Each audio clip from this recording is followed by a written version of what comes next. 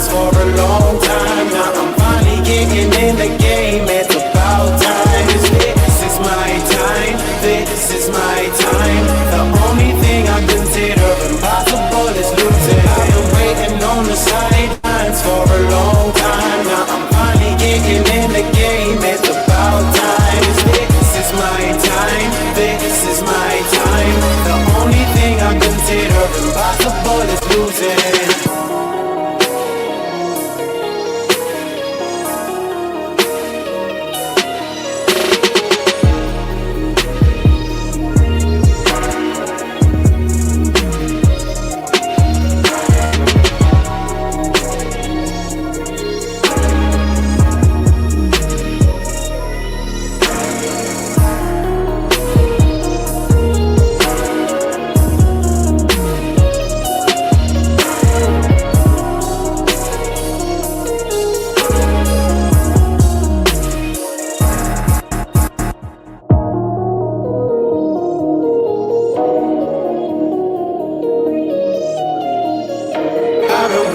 On the sidelines for a long time. Now I'm finally getting in the game. It's about time. This is my time. This is my time. The only thing I consider impossible is losing. I've been waiting on the sidelines for a long time. Now I'm finally getting in the game. It's about time. This is my time. This is my time. The only thing I consider impossible is losing.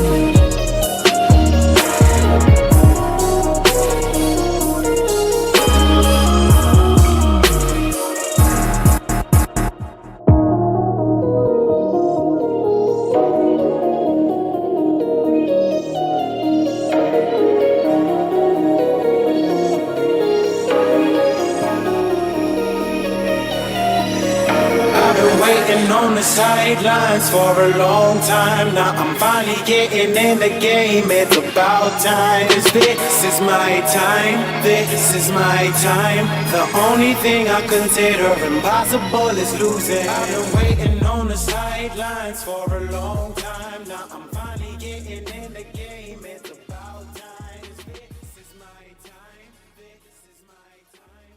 The only thing I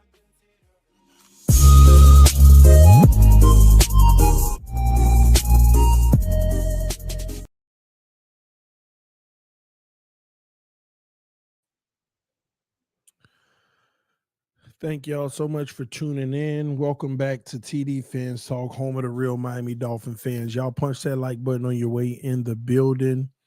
Yeah, man, we got a lot to talk about. I'm not going to let these Dolphins steal my joy, even though I'm pretty sure I'm going to work myself up as I go because I care. But the Miami Dolphins are frauds, and they need to fire and trade everybody. The Miami Dolphins officially are frauds, and they do need to fire and trade, and I mean absolutely everybody. I'm sick of this charades. I'm sick of this show that they like. I'm sick of it all. I'm gonna be honest with you. You know, okay. I already knew we're not gonna be a great team this year, but to lose games that you should win is even worse. It's even worse. Salute to you, Calachica. TD, you called it. I didn't call losing this.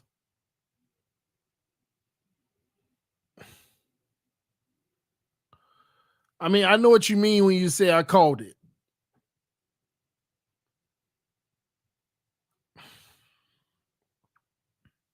I can't today. All right, y'all. Lino, you know what? I can't even argue with you, Lino. We're terrible. Panthers really dog. So where do y'all go from here? Do trade everyone, or do you ride it out? PSTD, I don't want to hear you ever talk about the Bills. You know what? I might shut up unless y'all lose to the Patriots tonight, but I might shut up. I might start shutting my mouth, man. Who am I to talk about any other team? Do y'all realize we might have a bottom 5 team in the whole NFL? We might be a bottom 5 team in all football. We might be. We're frauds. And it's even worse because this goes so far back. Now, I know I make predictions on this channel, but I don't expect for them to be like this dead spot on. And what do I mean by that? Y'all remember years ago. Soon as we brought in Tyreek, we brought in Armstead, we brought in Ramsey, we brought in Connor Long, we brought in all these players. And I told y'all, this is going to be the best roster that you have in the next 5 years minimum, 5 or 6 years minimum. Then the next year, we got rid of Connor, allowed Robert Hunt to go, and all of them guys. And I said, we still got a good roster, but you need to recognize it's less than it was last year. Then the next year, they move on from even more players. Well, who was it? Christian Wilkins and all of those guys. Y'all remember I told y'all this is the best roster we was going to have back in 22 or 23 or whatever. I told y'all that. And when we started this season, I said, here we are, y'all. This is what you call a duct tape offense. This is what you call a duct tape defense. They're going to put a team together. But trust me when I tell you, it does not have nails in it. It does not have a foundation. It's duct tape everywhere. I told y'all 3 years ago, your defense is going to struggle in the future because they will never sacrifice the offense holistically. I said they're going to spend all the money on the offense, and then whenever they start getting rid of some of those players, they're going to prioritize top draft picks on the offense.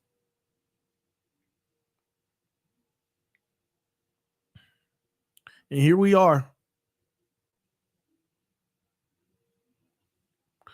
TD, you had hope, but deep down inside, you always knew this is true. I'm not going to lie in front on that. This is true. I did know that we could lose to the Panthers, but I wouldn't dare say that out of my mouth as a belief because you should beat the Panthers. You should beat the Panthers. Yeah, did I know? Yeah, but we could lose to them because it's us. But you should beat the Panthers. Let's talk about this game, and let's have an adult conversation about this game, please. For once, stop not getting our feelings. Because yes, I'm gonna call everything out. I'm gonna call everything out, including the defense. But at the same token, I just keep it a buck with y'all. Like why is it so? Like, here's my thing. I say something, this guy don't know what he's talking about. But everything you talk about never comes to fruition. So at what point do you say, you know what, let me start listening to what he's saying? Because technically it's coming true. It just sounds ridiculous. It don't sound ridiculous. You just believe more than you should. You just believe more than you should. So let's break it down. And let's talk about this like adults and not get in our feelings. Because yes, I'm going to talk about Tua. I'm going to talk about a lot of people.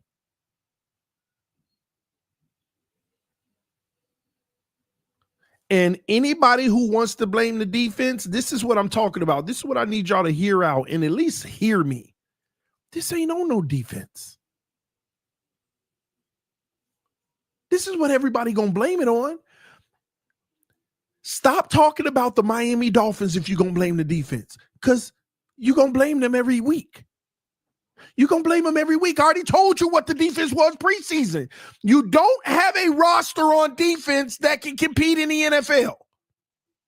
So you built the team to where your offense has to carry. So it's on them. Like, y'all, see, the problem is y'all have expectations for the defense. Then when they don't deliver, y'all blame them. Stop having expectations.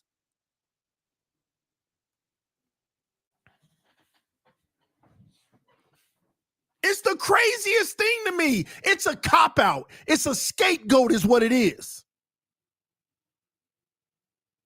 It's like me telling my 3-year-old daughter, I need you to drive from home to school tomorrow.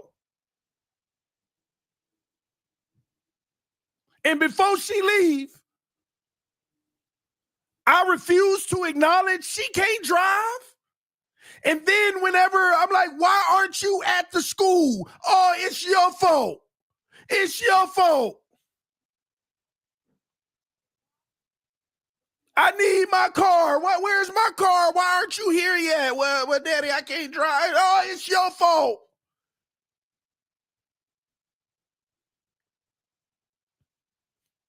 That's what y'all out here saying. Want to blame the defense.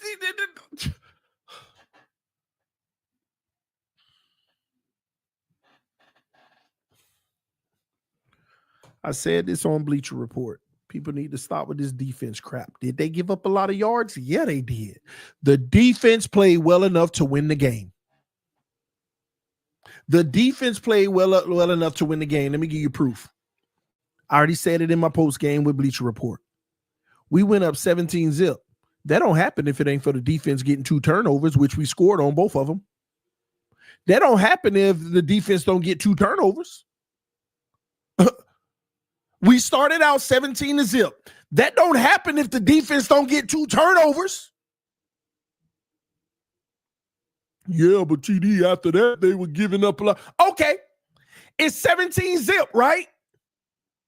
The defense gives up a drive. Where's the offense on the next drive? Keep the lead extended. You know how you start a game 0-0? 17-0. You already started. You got an advantage. So when they went down there and got 7 points, the offense now the offense is allowed to just have drives where they don't score anymore. Is that what we're doing? We 17-0. Now the offense, it's okay. Whatever you do, it's okay now. It's okay. So they march down the field and they score. Our offense does nothing. They marched down the field again, and the defense held them to a field goal. After a big old run, the defense held them to a field goal.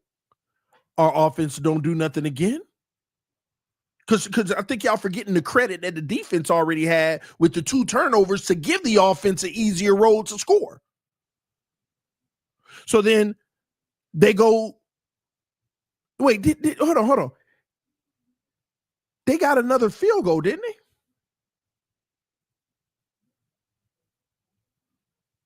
they? Didn't they have 13? The defense holds them to another 3 points. The offense does nothing again. 17-14 or something like that, right? 17-13. 17-13. So you mean to tell me 17-13, which is good, 2 field goals in a row the defense holds you to, 17-14, the offense is 3 drives in at this point of doing nothing. Then the offense goes out there a 4th time and does nothing. Carolina takes the lead 20-17. Do I have my numbers right? Let me go look at this. Let me go look at the game break. Were the Panthers up 20-17 at one point? Let me make sure I got my numbers right. I might be off. Let me make sure.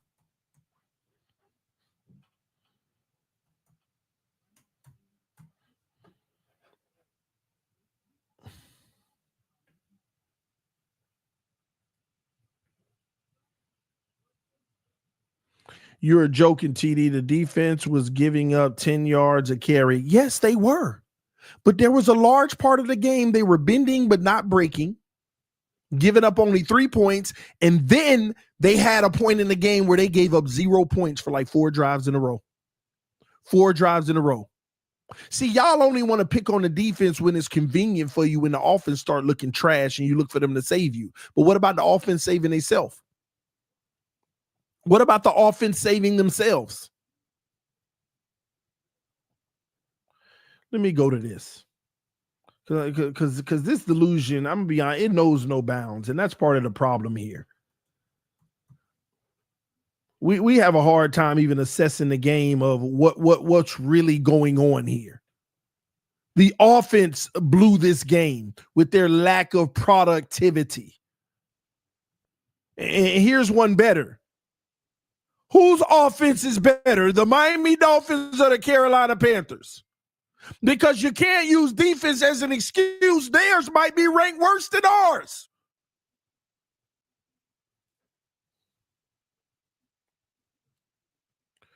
Don't worry, let me go to the game cast.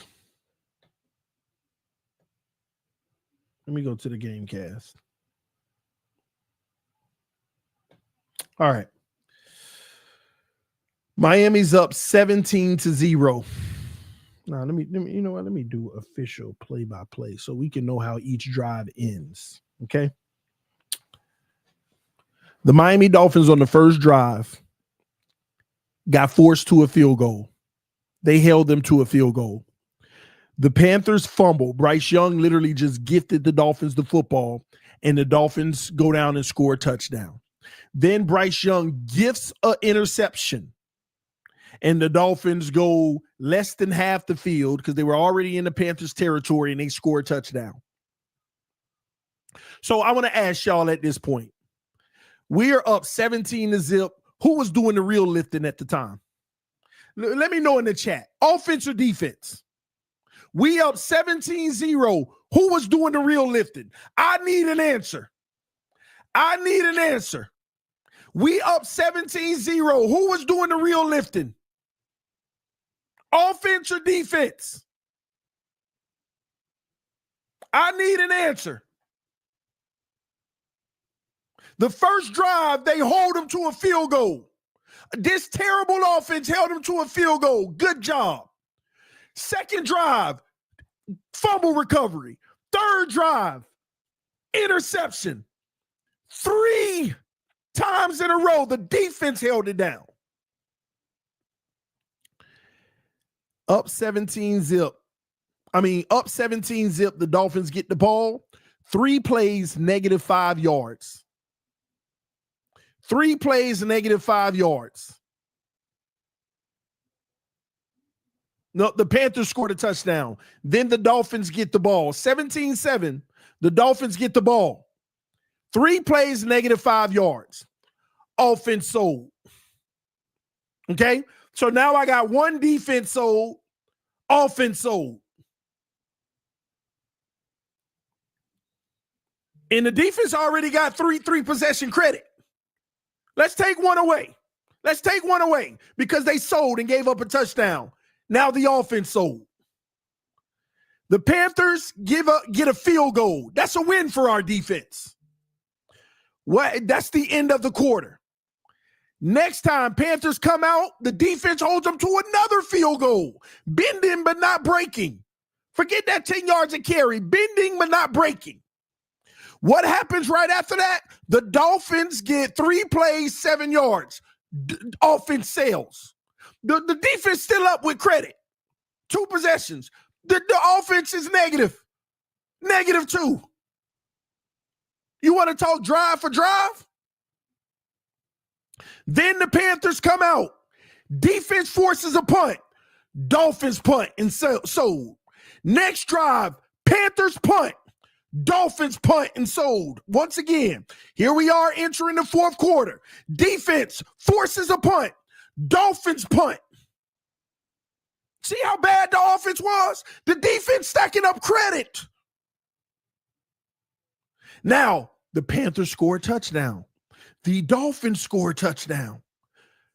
Defense still up 4 possession credit. Offense -4. Touchdown for touchdown. Then the Panthers score another touchdown. Dolphins punt. Panthers in the game. The defense was up 3 possessions on this game from what the offense did.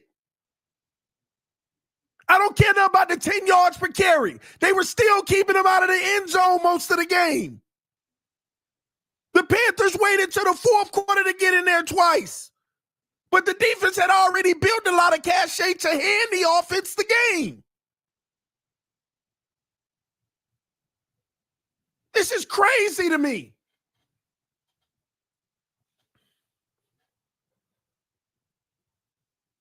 All you want to do, blame the defense, blame the defense, blame the defense. You think it's acceptable for the offense to get what they got after the defense gifted them 2 turnovers and we scored on both of those turnovers? You do know we put up 14 points off of the turnovers, right? Without the defense, our offense only scored 10 points. Without the defense giving them the ball. Now, I'm not taking away the points they got off of defense. I'm not taking it away. But really think about that.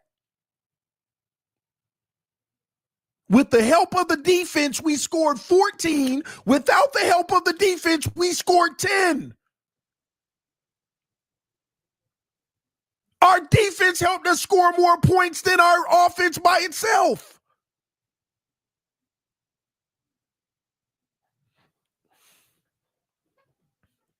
The defense was getting gashed every play, but yeah, defenses get gashed. Are you giving up points? Were we giving up points as much as we were getting gashed? Was the defense getting gashed when we got the fumble? Was the defense getting gashed when we got the interception? Was the defense getting gashed when they only held them to a field goal? Did the defense get gashed when we held them to another field goal? Did the defense get gashed when we held them to a punt? Did we get gashed when we held them to another punt and another punt? Let me keep going. And another punt. 8 possessions, this defense didn't get gashed. They gave up 2 field goals.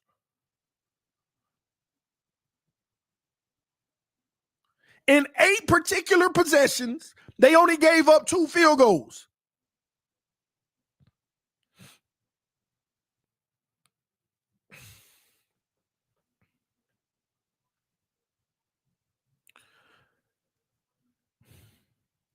Is the defense great? No. Are they good? No. But if y'all really think that was the problem in this game, this is why we'll never get better. Have I heard anybody say anything about what we needed more from the offense? Why is everybody running away from what we needed more from the offense? Oh, I know why. Because y'all thought last week, yeah, we need to do more of that. That works. I said, it don't work. It only work against bum teams. The Carolina Panthers will adjust to it. And I know I paused during the game, but I said it during the game. I said all that stuff last week where Tua was faking the handoff, turning around, and nobody around him, and he chilling. Panthers will adjust to that. And what was Tua doing today? Every time Tua faked the handoff and he turned around, what happened? Every time Tua faked the handoff today or put it in the stomach and pulled it to pass, every single time, what happened? Was there not a guy coming right to him, right there on him? And that first read in the flat that he usually get rid of, was it not a guy covering him right away? He had to go off of it. I told you it'll be the next team will adjust it. They'll watch the tape. Oh, man, they're getting this all day. We got to make sure that doesn't happen.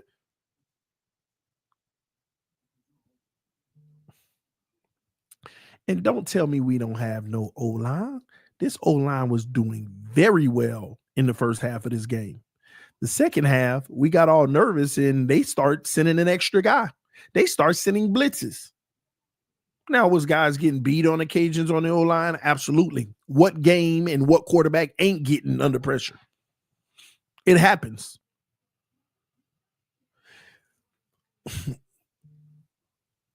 The problem in this game is Carolina said, we're not going to let you run the football.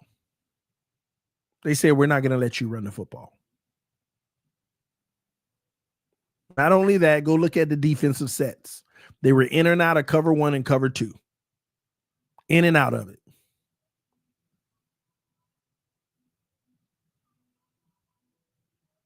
In and out of it. I told y'all during the game, this is a game you shouldn't even be trying to run the football. Spread it out 5 wide and chip them apart. We wait to the end when things start getting desperate to do it, and now they're like, hey, we want to give you the underneath. We just don't want you to be this deep. Example, the Waddle play. Once again, playing right into their hands. Today, A-Chain in the run game, and Ollie Gordon in the run game was non-existent, and it wasn't their fault. And here's the kicker. Y'all going to think it's the O-line fault. It wasn't the O-line fault either. The Panthers just said, we're going to make sure that we set the edge and send everything else up the middle. We're not going to give you any of that stuff. We're also going to take the defensive end, and every other play, we're going to keep them out there wide in the flex. See, let me tell you, they were running a semblance as well of like almost like a wide 9 in some cases. A wide 9 in a lot of cases in this game. Somebody said A-Chain should have been better. And this is y'all problem. Y'all get all spoiled at what we do against us. And this is the Tyreek effect. Nobody said that either yet. And I ain't heard a single person mention that. This is the Tyreek effect. Life without Tyreek Hill. You never realize how much of a threat he is until he's gone, and teams can go ahead and dedicate not 1, but maybe even 2 to stopping the run. You think they're going to be worrying about stopping the run if Tyreek was on the field?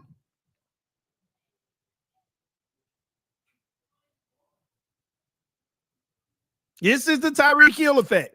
So when Tyreek is gone, now you need a quarterback that's going to carry. Now you need a quarterback that's going to carry. But instead, our quarterback went along for the ride today. Just going along for the ride. You know, the shame of this game is Tua had a good game, in my opinion. Tua actually had a good game. That's the shame of it all. Why? Because it still points to his limitations of why we lose games like this.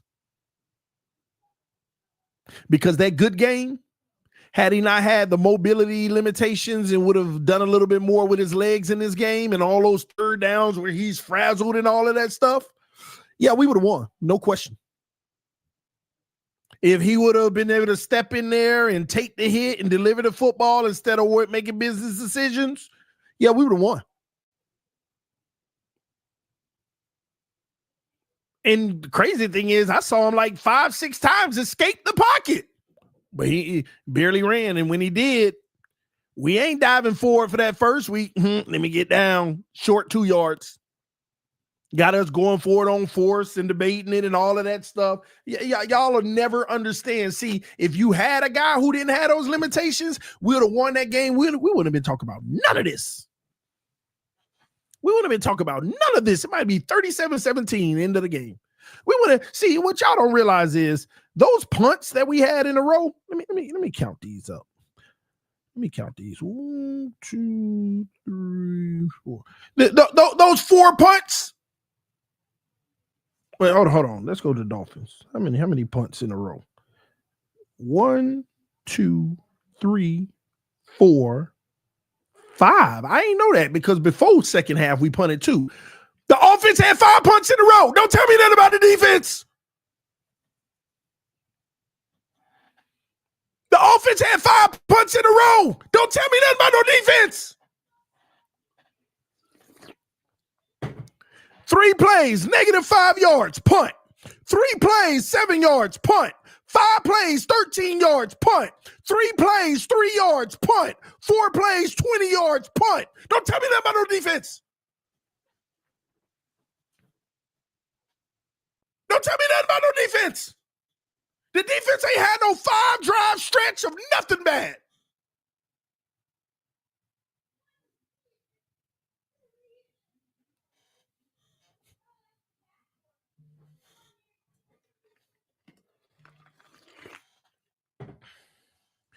Five drives and you got 1 first down. and 5 punts.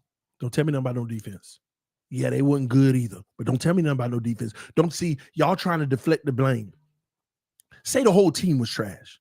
See, I'm saying that the game wasn't on the defense. We needed an offense to carry, but the whole team is garbage. The whole team lost the game. Yes, but y'all trying to say the defense was the reason. Stop. You're still trying to protect your opinionated investment. You still trying to protect the fact that you got a limited quarterback and you trying to bring every bit of attention off of him. Some of y'all are okay with us losing and Tua not being that great as long as we can blame somebody else.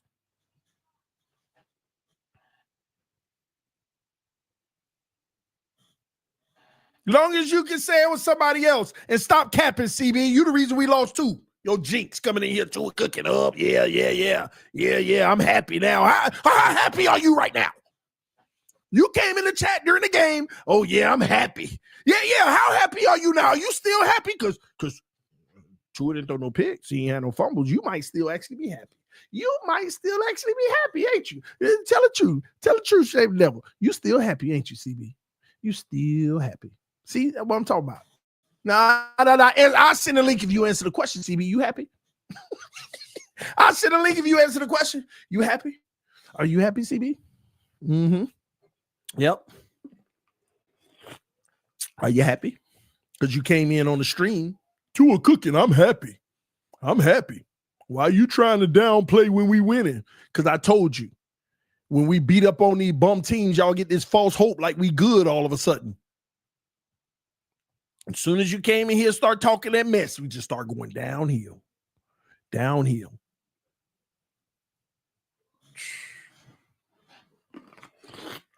Dolphin trash. I'm upset. Fire McDaniel. Yeah, fire McDaniel. Fire Greer. Trade Tua. Get rid of everybody. See if you can get some value for Kenneth Grant now. Jonas Savanaya, out of there. Chop Robinson, out of there. Jalen Phillips, you got you one, but out of there. Chubb, you wouldn't even play today. Out of there. Everybody out of there. Everybody. Minka for what? To get older? There ain't nothing on this team that I care about taking into the future. I'm sorry, there's nothing on this team that I care about taking into the future. Let me see. Patrick Paul, that's it. Patrick, you know what? I might give me a Patrick Paul jersey now. Patrick Paul about the only player on this roster that I would take into the future. There ain't nobody else I care about taking into the future. That's A-Chain included, not because he had a bad day today. It's because y'all glorify him on a level that you shouldn't. You should understand he's just a weapon that come and go. Every 5 years, you're going to find you a weapon like that, and y'all going to glorify him like he Derrick Henry and Saquon Barkley until he gone. Then it's going to be the next little scat back, running back, wide receiver y'all going to glorify. It's what y'all do. They not what y'all make them out to be. Instead of the whole speedy running backs, give me a good, shifty, powerful running back.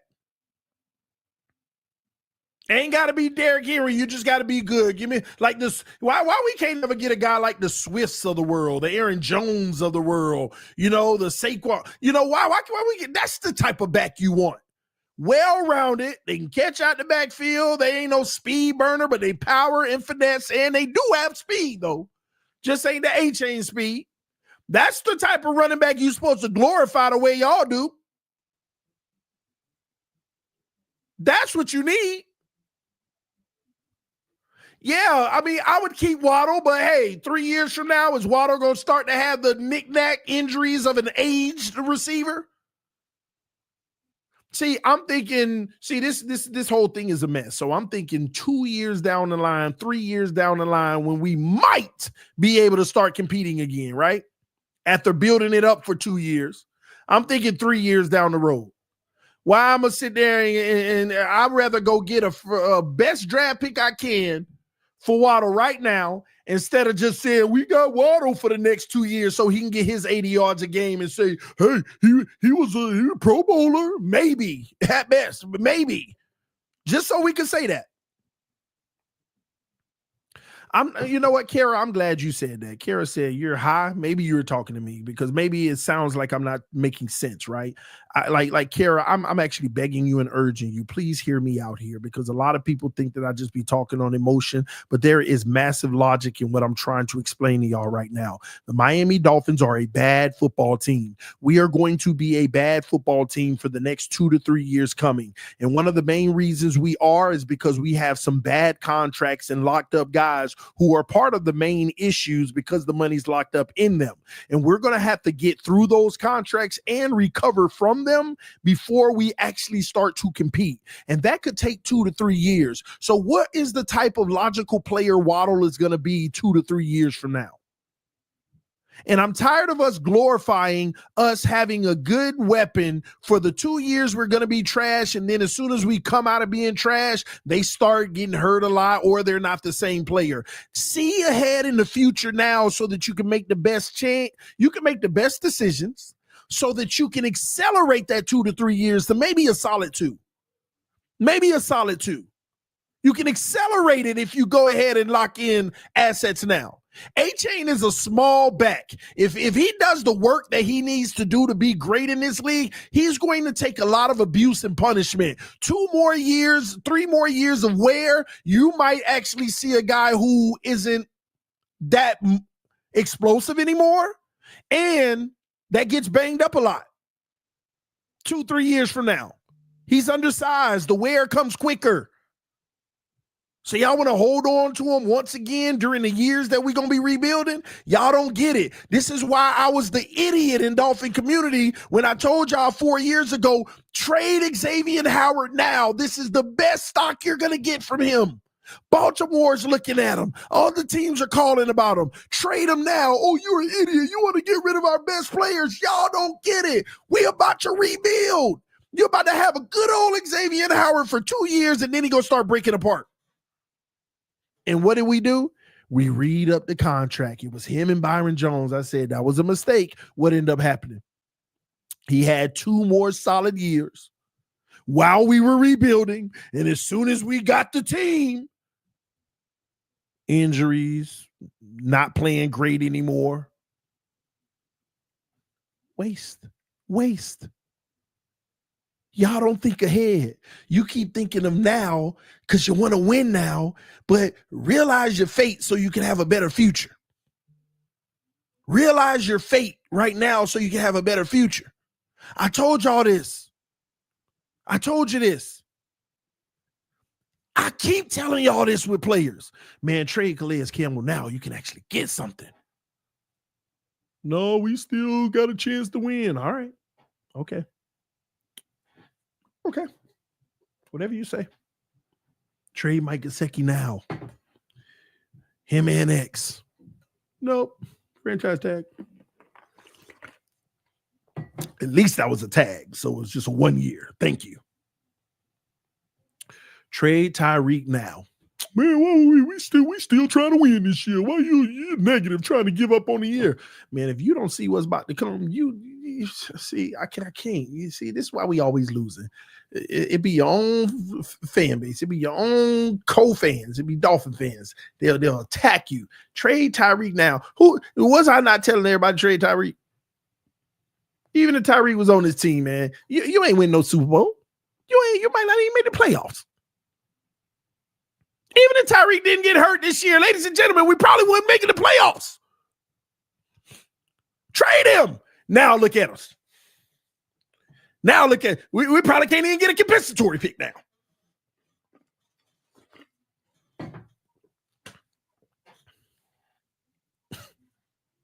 I keep telling y'all this. Why? Because I don't operate off of emotions anymore. I evaluate for the future, the long-term success of the team. That's what this channel built on, telling you. That's why we turn around and I'm always right. And I ain't one of those, oh, I'm right person, you wrong. No, it's just I end up being right because I look ahead, not in the now. And I don't let my emotions get me. Yeah, I like you as a player, but I got to call it how it is. You're a bum. You average. You good, but not good enough. Whatever. Whoever it is. Call it how it is. Get all emotionally invested. Listen, I learned my lesson. I was the biggest Tannehill lover there was. How many times I got to tell y'all that? And I was wrong. From that moment, I realized.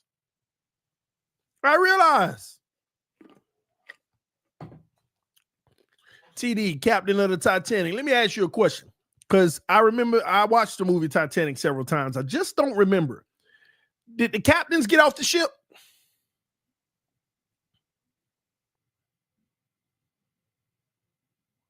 Did the captains get off the ship?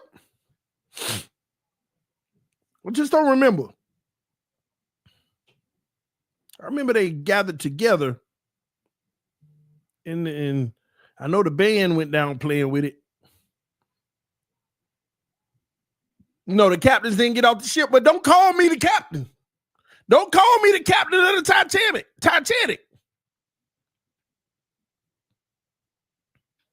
Don't call me the captain of the Titanic.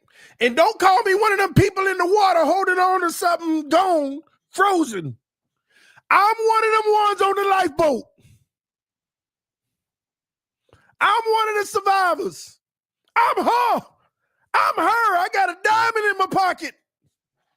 I'm holding on to him, like looking at him in the water. I'm looking at Mike McDaniel, Greer, and Tua in the water, and I'm holding their hand. We made it off the ship. But I'm on that raft. Little do y'all know, y'all dying right here in my hands. You're dying. So don't call me the Titanic of the ship. No, I'm on the life raft. I'm the one that told the story.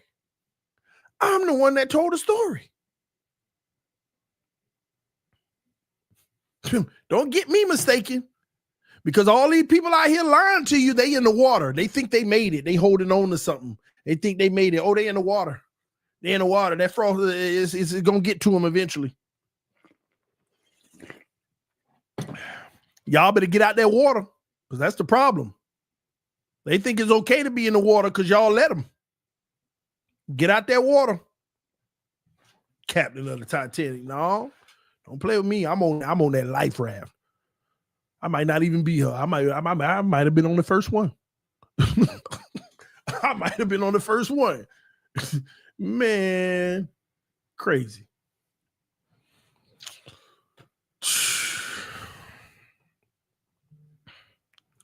No, man, I'm just saying, y'all. We evaluating these games improperly. Because if you want to blame this game on the defense, then guess what? Go ahead and say it in advance. The defense is going to lose us the game every week. Stop having hope. Stop going out there just so you can complain about the defense. No, you just need somebody to complain to today. You just need somebody to complain about. And you want to point out the defense.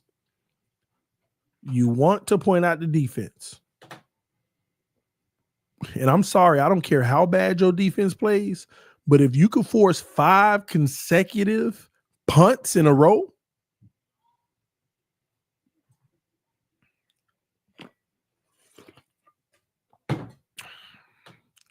if you can force 5 consecutive punts in a row,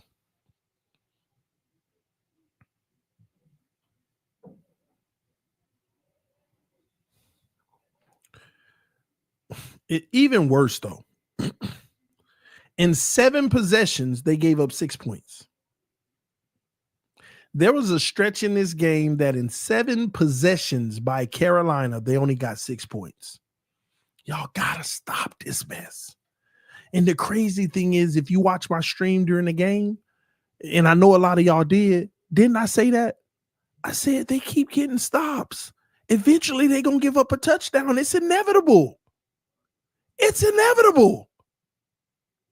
But the offense ain't taking advantage of this moment. It's inevitable. You got to take advantage of this moment. 7 possessions, only 6 points, and you didn't capitalize on it?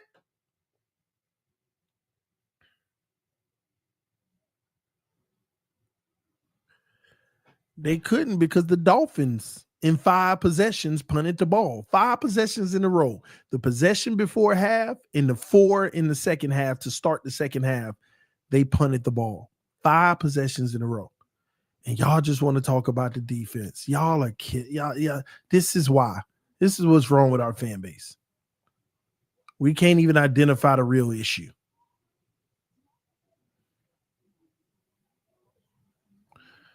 All right, man. Let me read some of these super chats, and then I'll start letting Patreon members in and see if we can get CB in here.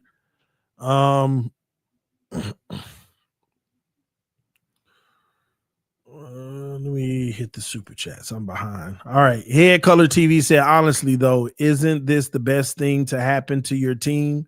Don't be sad. Rejoice. This might be the loss that makes Ross pull the trigger. I have no faith in Ross, but here's what I'll say. It's a catch-22 because I was still hoping that this team can just at least give us a 8-9 win, even if we miss the playoff season, and just hope, even if they crash us at the end. You know, you want to have a good season of enjoying football, but they can't even do that. They can't even do that. And you know what? This is why I always make it about Tua. Let me tell y'all why I always make it about Tua. We were up 17-0. What was everybody saying about Tua? Man, I got text messages. Tua dropping dimes. Now we back. We back, baby. I'm getting text messages and stuff. See, every time things going good against a bad team, they want to overinflate. Then it done went south. It went south. I ain't heard from nobody. That's why I always make it. Yeah, that's why I make it about Tua. Because y'all always think it's more than it actually is.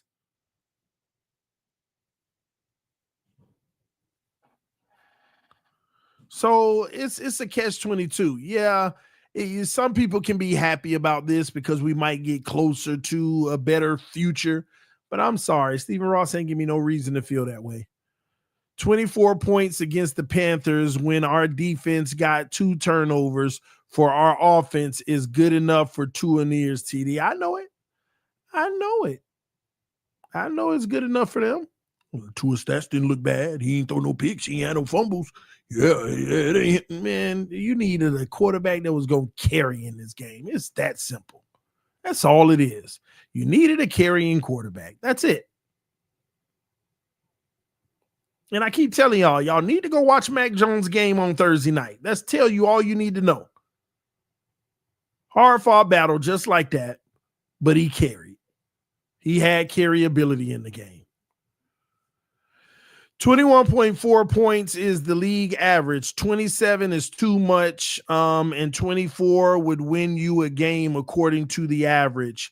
Wife, are y'all smoking? Well, here's the problem. 2 turnovers. You should have been above. It's going to be above. 24 ain't enough. You got 2 turnovers. What's the league average on turnovers per game? Per team. So when you get turnovers, those numbers aren't at the average. You're way above the average. So this is where data matters. This is where the data matters. I see your point, but you got to put the context of the game. Data matters.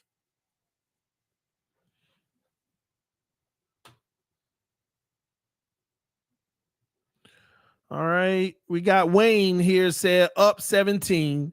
We should have been able to run the ball. They did a good job stopping the run. They did. And here's the thing. You up 17 and you're like, okay, defense, don't blow it. So they're allowed to score 17, but we're not. They were going to score.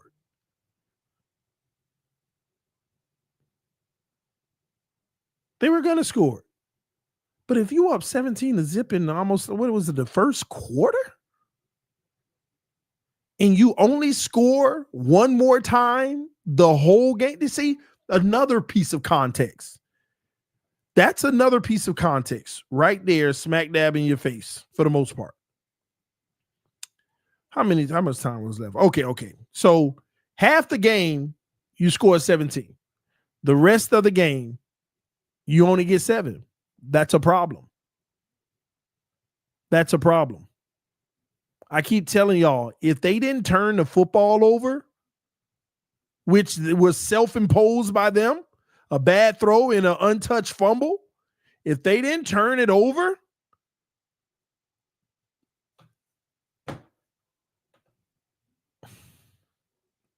then you could say it was the defense. But y'all think it's acceptable for the Dolphins to score 24 when 14 of them were immediately off of those turnovers? Y'all think that's acceptable from end zone to end zone for the Dolphins to only put up 10 points? From kickoff going down the field, y'all think it's okay for us to only get 10 points? Y'all think that's okay? Offense was just fine. That's what y'all believe.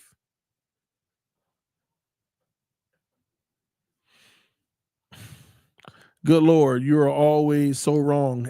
All you got to do is start naming the things I've been wrong about, and don't mention no trolling about the Jets or the Buffalo Bills. I hate y'all. I proudly am wrong. I wanna be right, but I be wrong.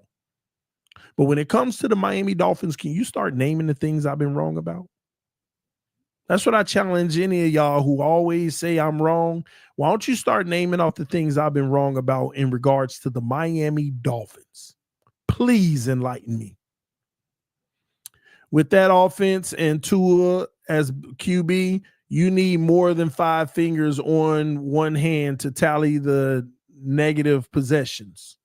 Yeah, that's true. But I tried to do my thing. The defense got gashed a lot. Yeah, I know, CB. I know the defense got gashed a lot because they're garbage. But we know this already. We're not going to cry about what we know, right? It's just one thing people don't seem to know and don't realize. And I keep trying to remind you. Tua, not good. But please, for the love of God, stop blaming this offense. Let's talk about it. Again, you think it's acceptable to have 5 possessions in a row? You think it's acceptable to have 5 possessions in a row where you punt the football? You think that's acceptable? Let's talk about it. Brooks was all over the field. I was happy with Brooks, but I got to watch the film on a lot of the breakdowns because sometimes when you make a lot of tackles, that may also be a bad thing. But he was making some tackles behind the line of scrimmage and stuff like that in spurts, little sprinkles here and there. So you got to watch the film to really grade the whole game. Jack Jones and the offense lost the game for us. So we're going to blame Jack Jones for the PI on the outside or whatever at the end. I get it.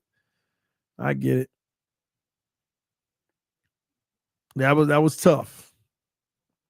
That was tough. Well, we don't have the personnel on this defense. TD, fans are blaming the defense. How is it on the defense when all our money is tied up on the offense? We are spending too much money on offense to punt 5 times in a row. Yeah, you know it. What's new? I told y'all this. You're gonna have to pick or choose. You want to put all your money on the offense? Then if you put all your money, like here, this is the funny part, right? This is the funny part. Okay. Let me break it down elementary style for people who don't get it. You get $10. It's up to you how you want to spend it. An elite great defense costs $8. An elite great offense costs $8. And the scale just keep dropping on how good the unit is.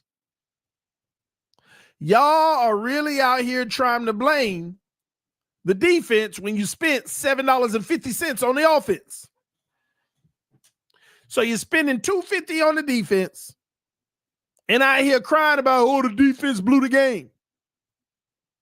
The defense blew the game. I don't understand it. You made the investment in the offense, which leads me to believe you're putting more ownership on the offense. This is the problem. Y'all are out here getting a $5 offense when you spent $7.50 and blaming the defense for playing like $2. Make it make sense. Man, that's the best analogy I can come up with. Y'all out here getting $5 on offense, but you paid $7.50 and the defense playing like $2. Make it make sense. Because my point in this matter is if your offense played like $7.50 or $8, you don't care about the $2 defense because you're still getting a $10 value overall. You're still winning games. You're still winning games. That's the only way. That's the best way I can compare it. I don't know how to break it down to y'all any better. That's what you need to understand. But the offense, they play well enough, but it ain't the money you invested in it. Against the Panthers, the money you invested on offense, and I understand Tyreek is out, and that's a big chunk of it. But still, that's the risk you took.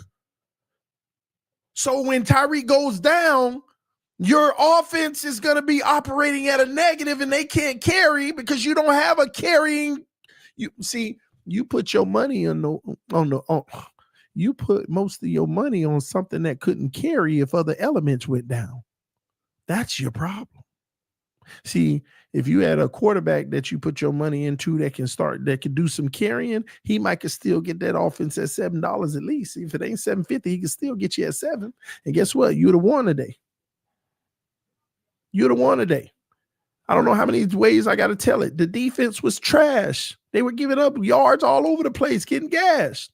But they also was holding the field goals in a lot of those moments. And then after they held them to 2 field goals in a row, they had 5 possessions forcing a punt. 5 possessions. So when you put it together, there was a point in the game right smack down in the middle where it was 7 possessions and they held 2 field goals. If your offense can't extend the lead off of that, I'm sorry. This is what's the problem. That's the problem.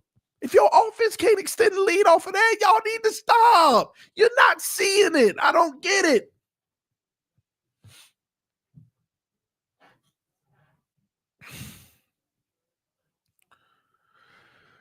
TD, will you answer me now, Tua or Mac? Who better, man? Listen, Mac got better upside, period. I watched that game Thursday night, and if Tua was standing there and take the hits and deliver the football like he did, we'd have won the game. So Mac Jones, he not limited to contact. And he got banged up in the game, went on the sideline. They thought he was done. Came out there anyway. Do I want to put Tua at risk? No, but you got to play the position to its entirety. Not have these limitations. We'll live to fight another down. Okay, punt the football. In a game where you can't afford to punt, like today. CB, you are still missing the point. I don't care how much we are spending on defense. It doesn't even compare to the amount we are spending on offense. And here's the deal, y'all. It ain't as much of a margin as you think, but it is more on offense. 14 rushes, 19 yards. Yeah, they stopped the run. So ladies and gentlemen, y'all answer this question in the chat. If a team is shutting your run down, do you just sit there and cry about it all game, or do you make the adjustment and put it on who? Who has to carry it? Who has to carry it? If the run game ain't working today, what do you have to do? You got to switch to what? And McDaniel did it because we start throwing the ball a lot. Who you got to put the game on? Your quarterback. Y'all, I ain't going to sit here and cry over spilled milk. They shut the run down. Okay, they shut it down. You up. And here's the kicker. We're up the whole time. The run game getting shut down and we're winning. So carry us to victory. They coming out making a concerted effort to make sure we can't run the football. All right, then we're going to put it in our quarterback hand, go win us the game. That's what happens. You don't just sit there and be like, okay, keep running, and they're not doing it. Oh, it's the run game. It's the run game. No, teams adjust and they say, quarterback gonna have to win this game. They're not letting nothing up. It's no different from Tua going to the podium every week. Oh, well, we're handing it off because we're getting the too high look. So you got to do what they dictate. Just like they're shutting down the run game and they're bringing the safety down. Okay, we got to throw the ball. And Tua was throwing the ball. Now, you got to play at a high level, the pass game. The pass game has to play at a high level. It's that simple. We can't win with Greer as GM. This is his roster. No lies told. Kevin Lee, been a member for 8 months, said, TD, I've never been so disappointed in the Bears this game and this season. It's been time to fire people and tear it down and start over. Wake up, Ross. Yeah, it been time, though. It been time. Problem is, a lot of y'all didn't know it was time 3 years ago. But we got to play it out. People ain't going to see the end of the road. I told y'all this was going to happen 3 years ago. Defense was going to start getting worse and worse year by year. And the offense was going to get worse, but marginally. It ain't going to be the trade-off it's supposed to be. Defense meeting expectations and offense ain't. Bingo. What did you expect for the defense? Matter of fact, you may have had higher expectations for the defense in week 1 and maybe even week 2. But you mean to tell me you had high expectations week 3? Okay, I'll give you week 3. You had high expectations week 4? Okay, I'll give you week 4. You had high expectations today?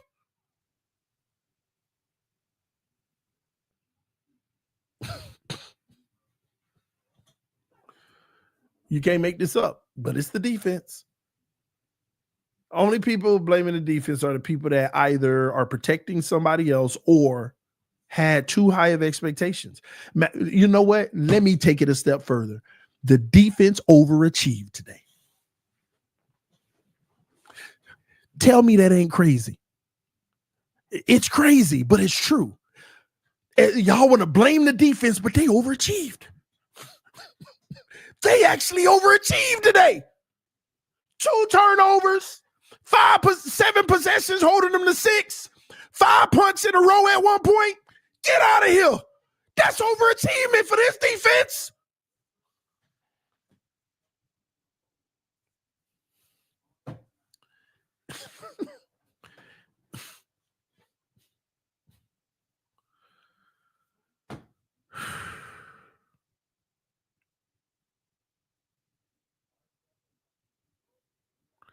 Y'all worrying about what this player had 150 or that player went off and this and that.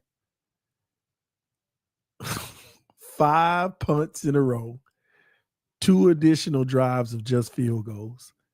Stop it. Stop it.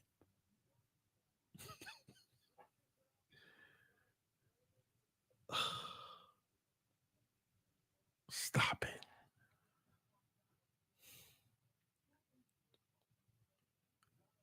And 2 turnovers. Again, let me be clear. Defense wasn't good. But the craziest part about it, as bad as they were, it was an overachievement. If you want to be honest.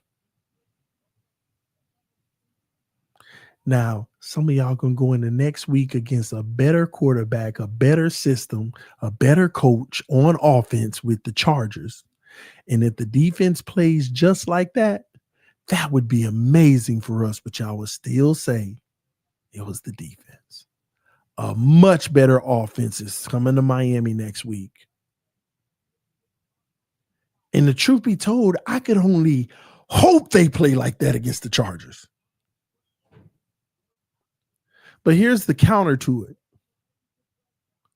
All y'all that's blaming the defense, do you expect them to do better next week?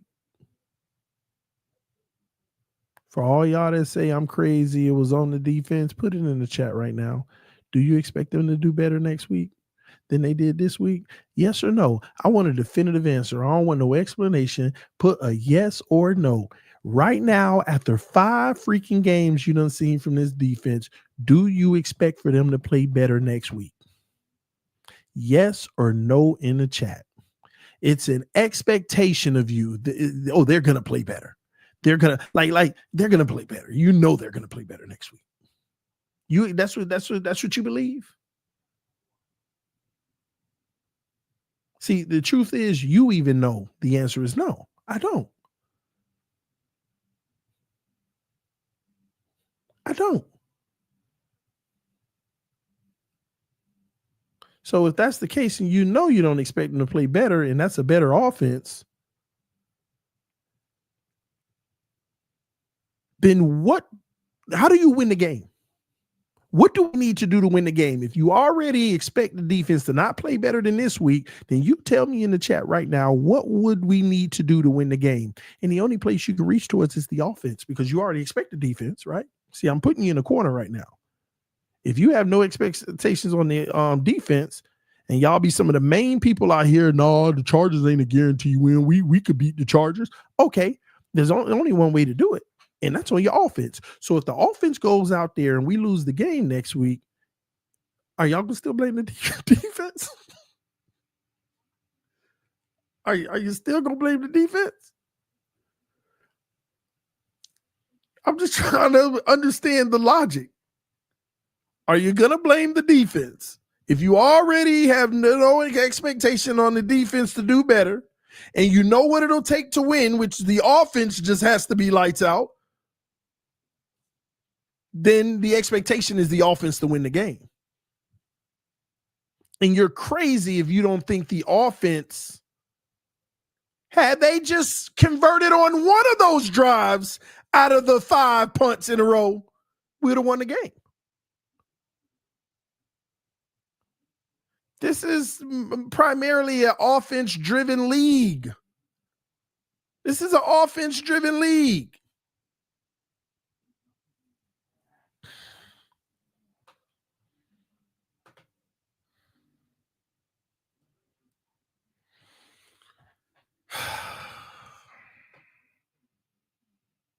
Phillips finally got a sack. Minka Fitzpatrick gets an interception. We recover a fumble. Dodson's in the backfield. Corners, I thought they were good enough, solid in the game. We got ran all over. Yes, this is true. We got ran all over. None of those runs were a house call. And those who don't know what a house call is, a 60-yard touchdown run. A lot of them, they ran down the field, and guess what? We forced the field goal maybe. Except one drive, they were able to get a touchdown, but it happens. Our offense needed to be better in this game. Let me say this too. This is my third and final point with the offense versus defense. When you punt the ball 5 times in a row on 3 and outs, you also give Carolina more time. Had our offense been more productive, getting first downs, moving down the field, our defense wouldn't have been out there as much either. Games are usually 8 or 9 possessions. This one was like 11 or 12 or something like that, because of all the 3 and outs. You sustain. Remember, the Dolphins had a 14 and 15 play drives, keeping the ball away from them. And you stop doing that. Y'all talk about, well, he gave up 24 points. You punt the ball that much, you're going to give up points. But if you have longer sustainable drives, they don't score that much. They don't put up 27. They don't have enough time to do that. You condense the game. But when you're punting right away, you're opening up an opportunity for the score to get higher and higher.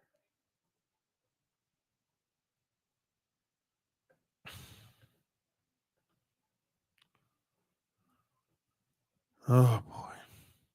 TR offense had the ball at the end with a chance to win the game, and they went 3 and out. They can miss me with that. It's 100% on the offense. I forgot about that, actually. I forgot about that. 2-minute drill. Might have even been 3 minutes. You're down, game on the line. 3 and out. 3 and out. That's the equivalent of them getting the ball before driving down for a touchdown. Bad on the defense, but even worse on the offense. It's on you now.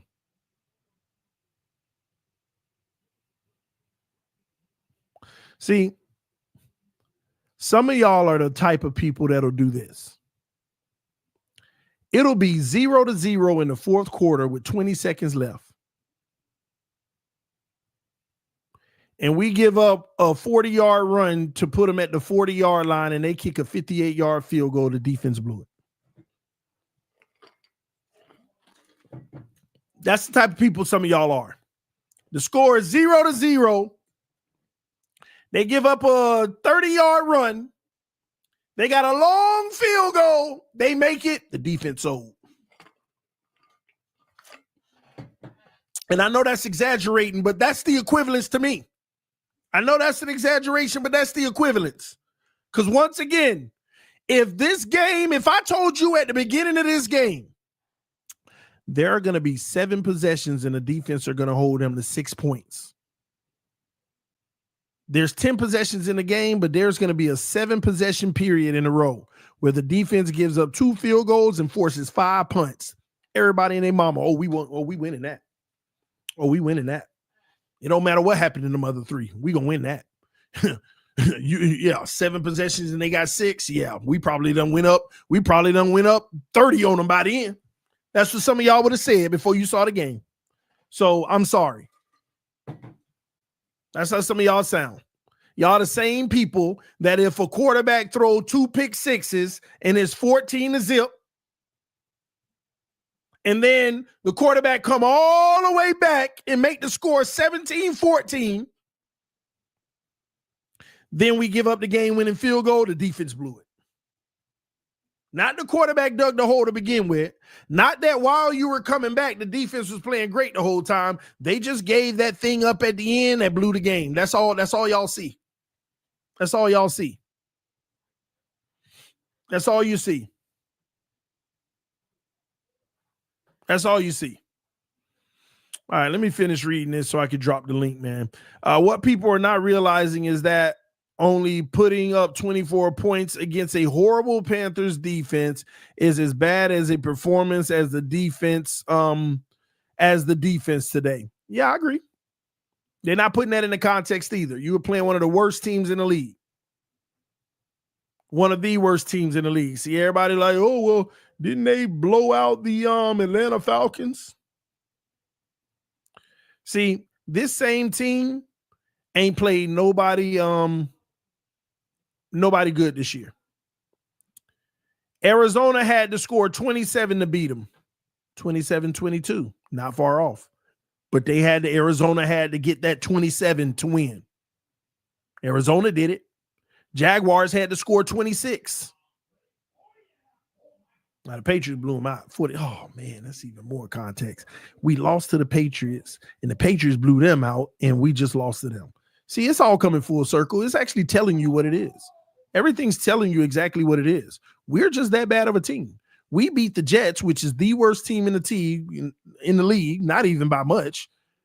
And it's all coming full circle now. I get it. In the pecking order, we're probably a bottom 5 team in the league. We're probably bottom 5 in the league. We've got nobody in the secondary and an old front coming off catastrophic injuries. Every punt they force is a miracle. Thank you. Exactly.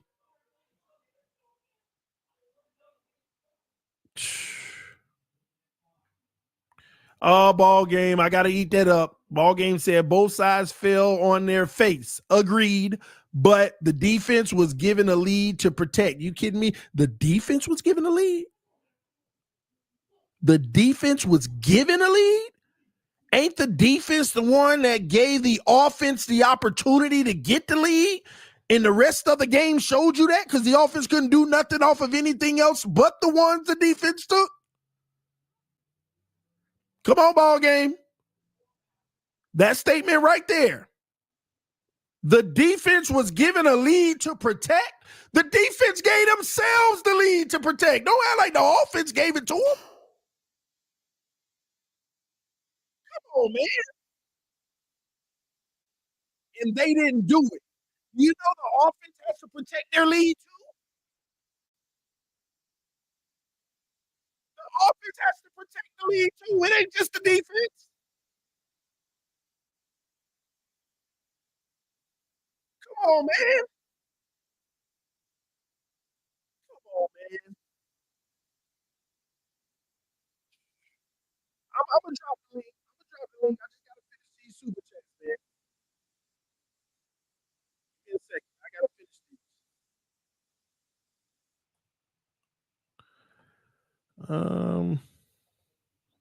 Anthony Weaver better not get the head coach job. Sad.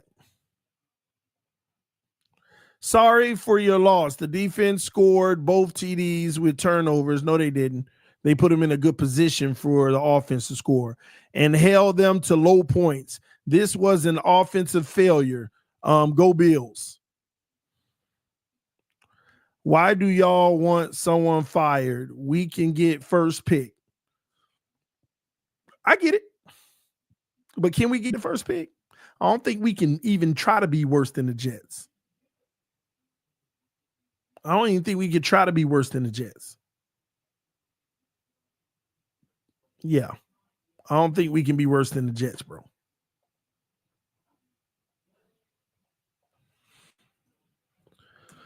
All right, I just dropped the link. H-Town Chopping True. Talk to me, man. Patreon in the building. Yo, can you hear me? Brother? Yes, sir. All right. So for these people, let me go ahead and get to in this kitchen real quick for these people that want to sit here and blame the defense solely and try to take and absolve Tua. Let me enlighten them about Tua. Did you know that he was a part of the collective? What do you mean? So whenever the draft came up, the 2011 draft, they asked him, which receiver should we get? Waddle or Devontae Smith? It was him that chose Waddle. So that's just to let people know that they do consult the quarterback at times. But let me go even further. Jonah Savainea went to Tua's high school. Not only that, Jonah Savainea was on Tua's TV show that he's the executive producer on, and him getting drafted was a part of the storyline of the TV show. Oh, I didn't know that. Jonah Savainea was the person who gave up the sack that ended our last drive. There is probably a guard right now that is ranked higher, Pro Football Focus, NFL, it don't matter which site you go to, than Jonah Savainea. But that's your boy, Tua. That's who you wanted. Well, I ain't gonna cap. I wanted Jonah too, so I was definitely And so far wrong on that. I get that, and I get that. But when it don't pan out, if it was Greer's pick, we would say Greer chose another bad pick. Where if Tua's the one who wanted him here, and they could have chose anyone else, then what are we doing? All right, let's go farther than that. Whenever it's time to throw, it's like, I get it. You can look at Pat Mahomes, and I get it. We don't always, Pat Mahomes be tripping. But I would rather you have a bad game, and then we get to this fourth quarter, and you make the throws that matter. I could make a compilation right now on that same throw when he threw it too high for Waddle. I could make a compilation of him doing that to Tyreek about 4, 5, 6 times in 4 or 5 games. In clutch moments. How many times are you going to sail the ball on the same route, on the same spot, in the same intermediate, right there at the hash spot? You're throwing it over his head. How many times are you going to do that this season? You're the most accurate quarterback in the league. That's what they told me. All these people that's blaming the defense right now. You make that, if you complete that pass, you throw it to where he catch and he's open, that's dang, they're going to kill their momentum. We sit here and watch him miss that pass over and over again all season long. Oh, it's the defense fault. It's the defense fault. Mind you, I get what that Bills fan was trying to say in your super chat. No, the defense didn't score those touchdowns, but those turnovers, which Bryce Young really gave us gift wrapped. If it wasn't for that, that's 3, a field goal and a touchdown to Waddle. that he underthrew, and that's all you got is 10 points without the momentum from those turnovers. And even with that underthrown touchdown, if the safety was where he's supposed to be, with Waddle having to wait on it, he probably could have got a hand on it. Yeah. He was that far out of position. And then this is another point I want to make, because you said it earlier and you proved it. Context. It's so hard to get context on the season this early, but it's like the most important thing you could do. I'm the Smarty Jams account. I've been asking for a week now. Name me 3 teams worse than the Jets. Some people try to give me the Saints. People try to give me the Titans. I was like, whatever. Someone tried to give me the Raiders. I wouldn't take it because the Raiders beat the Patriots and the Patriots beat us. Team in the league right now. Exactly. And Titans may be the only ones rivaling them. Well, us, but we beat them. So, yeah. And look at the run game. I was the same one that came up here week 1, week 2, and was complaining about in the preseason when I said we weren't gonna be able to run the ball, and they told me relax, it's the preseason. You know that the Bills really aren't that good at stopping the run. Don't be surprised if the Patriots run on them all night. The Bills are not good at stopping the run. Derrick Henry probably had his best game of this season, his first game on the Bills. Was running all over him. Only thing he did was fumble at the end of the game. The Jets are trash. So us running well on the Jets and the Bills mean nothing when we couldn't run on Carolina, we couldn't run on the Patriots, and we couldn't run on the Colts. We can't run the ball. So now, if it's going to be up to our quarterback, what does that leave us? I will say this. You make a good point. We always get like so blinded by a 1-game sample or something. Like when we ran the ball last week, it was like, yeah, see, we actually haven't been able to run the ball well all year other than that game. And that's the Jets. Everybody's doing that on them. Like, and we make it seem like that's the strength and that's what we need to do. Of course, every team needs to do it, but when they take it away and you can't do it, your passing game has to do the lifting. They have to do the lifting, man. And he's selling the ball over receivers' heads as the most accurate quarterback in the league. But he had a good game. Look at the stat sheet. Look at the box score. I wonder what he said in the press conference. I know you probably haven't looked at it yet. I swear, if he gets up there with that blame deflecting, if he gets up there with the we like he French, like if he don't say nothing about being able to make the passes that matter or getting the ball out of his hand when he got sacked and not taking that sack, like come on now. This is where we are, bro. This is where we are. Yeah. Oh my gosh. But no, man, I appreciate you coming through H-Town Chopping True. Good stuff, man. And listen, man, don't be a stranger, bro. Yeah, I'm gonna be here in misery. Oh man. No, listen, man. Misery, maybe we headed towards better days. Let's put it like that. All right, and don't let Omar keep those narratives up. You make sure you bust his head when you get on the collective. Don't let him keep them narratives, bro. Well, Omar low key, he knew what was coming. He may not said it on the show, but he knew what was coming. He was like, "Y'all are about to find out exactly what life is without Tyreek this week."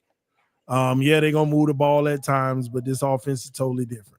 He's gonna brag about Tua's passer rating. He's going to brag about Tua's passer rating. I think Tua did have a good game, though. I think he had a good game. The problem is in situations like this with this kind of roster, you need carrying, which means you got to have a great game. And that's the thing. Who on the team was going to do carrying? We started out with Waller doing a little bit of it. Waddle was involved in it. But in that stretch where we had all them 3 and outs, nobody carried on offense. And that's where you're going to always look at your quarterback and say, we need you to be that guy.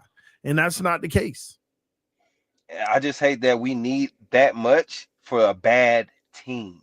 Like, I don't expect you to be clutch this comes on Sunday against the Chargers, because we already know what they'll do to you. I don't even expect you to be clutch against the team they playing right now with the Commanders when we play them, because we probably know what they're gonna do. But against the bad teams, you can't give me a clutch performance or a clutch moment against the bad team. You know what this game reminds me of?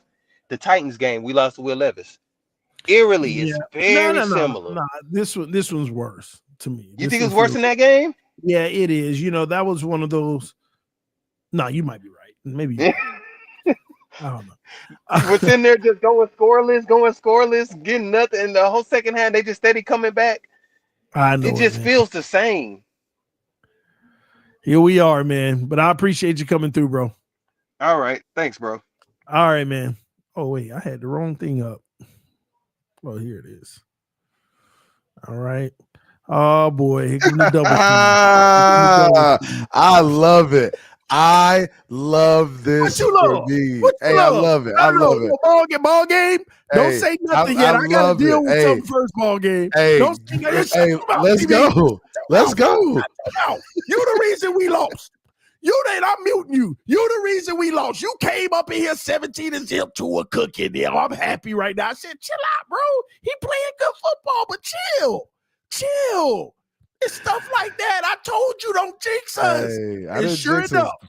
Hey, you did it. Hey, you did it. You said, hey, wait for them social media posts. You did it. Your name gonna be mentioned in all of you. The reason you did it live. Hey, you did it live on your rock. You said when that dude said, "Hey, that's the type of play that turn your season around." Hey, you said, "Hey, TD said, oh my gosh." When he said it, I believe it. You acknowledged it too. You was like, oh, "Okay." When he had Bryce Young in the backfield, he escaped the pressure. Then it looked like we were about to kill him, and he delivered that millisecond pass for the first down. And the commentator literally said, "That's the type of play that can turn your season around." I said, I felt that because I ain't gonna lie. That was a perfect combination of who we are. Can't get there. Can't get there. Can't get off the field. Can't get off the field. And I said, please don't go downhill from here because that's what you said. You put it into fruition. So y'all can blame TD. He put that into fruition out there. You the reason. Ball game, what's up, man? Why you in the chat with that delusion? Ball game, what's good? You on mute? We can't hear you. See, he out there with the offense still. Oh man, he out there with the offense. All right. So listen. I'm gonna be as transparent as I can possibly be, bro. From day one, man, I come into every season optimistic that these guys can get out of their own way. But for me, I think a lot of things come, and I look at it from a different perspective because I still even now do some representative work and consulting for some of these high school teams. And it's easy to blame players for a lot of things, but I just don't believe that the culture in Miami suggests that they really want to play real football, bro. You know, and you can start back to the hiring of McDaniels, a guy that's never had any NFL coaching experience, better yet, any coaching experience, period, right, for an NFL franchise. And then to take Weber and bring him in, which I thought was a good idea, but, you know, I think good coaches take what they have and figure out the strengths of those rosters. And you can go and you grab a guy like Grant, who has never, ever in my life, I didn't see him play not one down of zero tech in Michigan, and bring him into this offense and then ask him to do something as a rookie. You know what I'm saying? You set them up for failure, especially when you had Christian Wilkins here before with Siler, and those guys were owning the gaps. That's how you stop teams from being able to run the football. And we're the only team that I've seen right now currently still out here putting the 2-4 defense, which is a nickel package out here against teams running the I formation. You're asking to get gassed. Like, it makes no sense when you got Phillips on one end and Chubb standing up on the other end, both with leg issues that are going to limit them. And you have no get off from guys that want to peek in the backfield and then make plays running the ball down from behind. Like, no. You didn't see the Panthers standing up. My cousin Patrick Jones is the one that sacked Tua on that down. You feel me? But they put their hand in the dirt. Defensive ends are defensive ends. This edge crap, we don't have any edges on this team. You feel me? And then on the offense side, I've never. All I said was I made one comment a couple years back, and I said I can see why they drafted Tua. However, over the course of time, I've never been a fan of any quarterback, to be honest with you, because I believe that it's still the most dependent position on the field. And when you got holes in areas where now it's completely obvious that Tyreek Hill was such a huge part of how teams scheme against you, and Water was removed from that role after his first year when he had all them catches, right? And you put him as Robin now. You can't expect the guy to go back to being Batman when he's played the Robin role for 3 seasons. But did he not have a Batman type day regardless? Well, he had to because of the fact that that's all he had left. But Carolina did what they were supposed to do. They adjusted. They close the windows. But the problem, and it goes back to not being able to run the football. And guys, I understand. It is. And when you're an NFL football team, right? You're supposed to be. Carry, bro. You're supposed to average 3 yards a carry.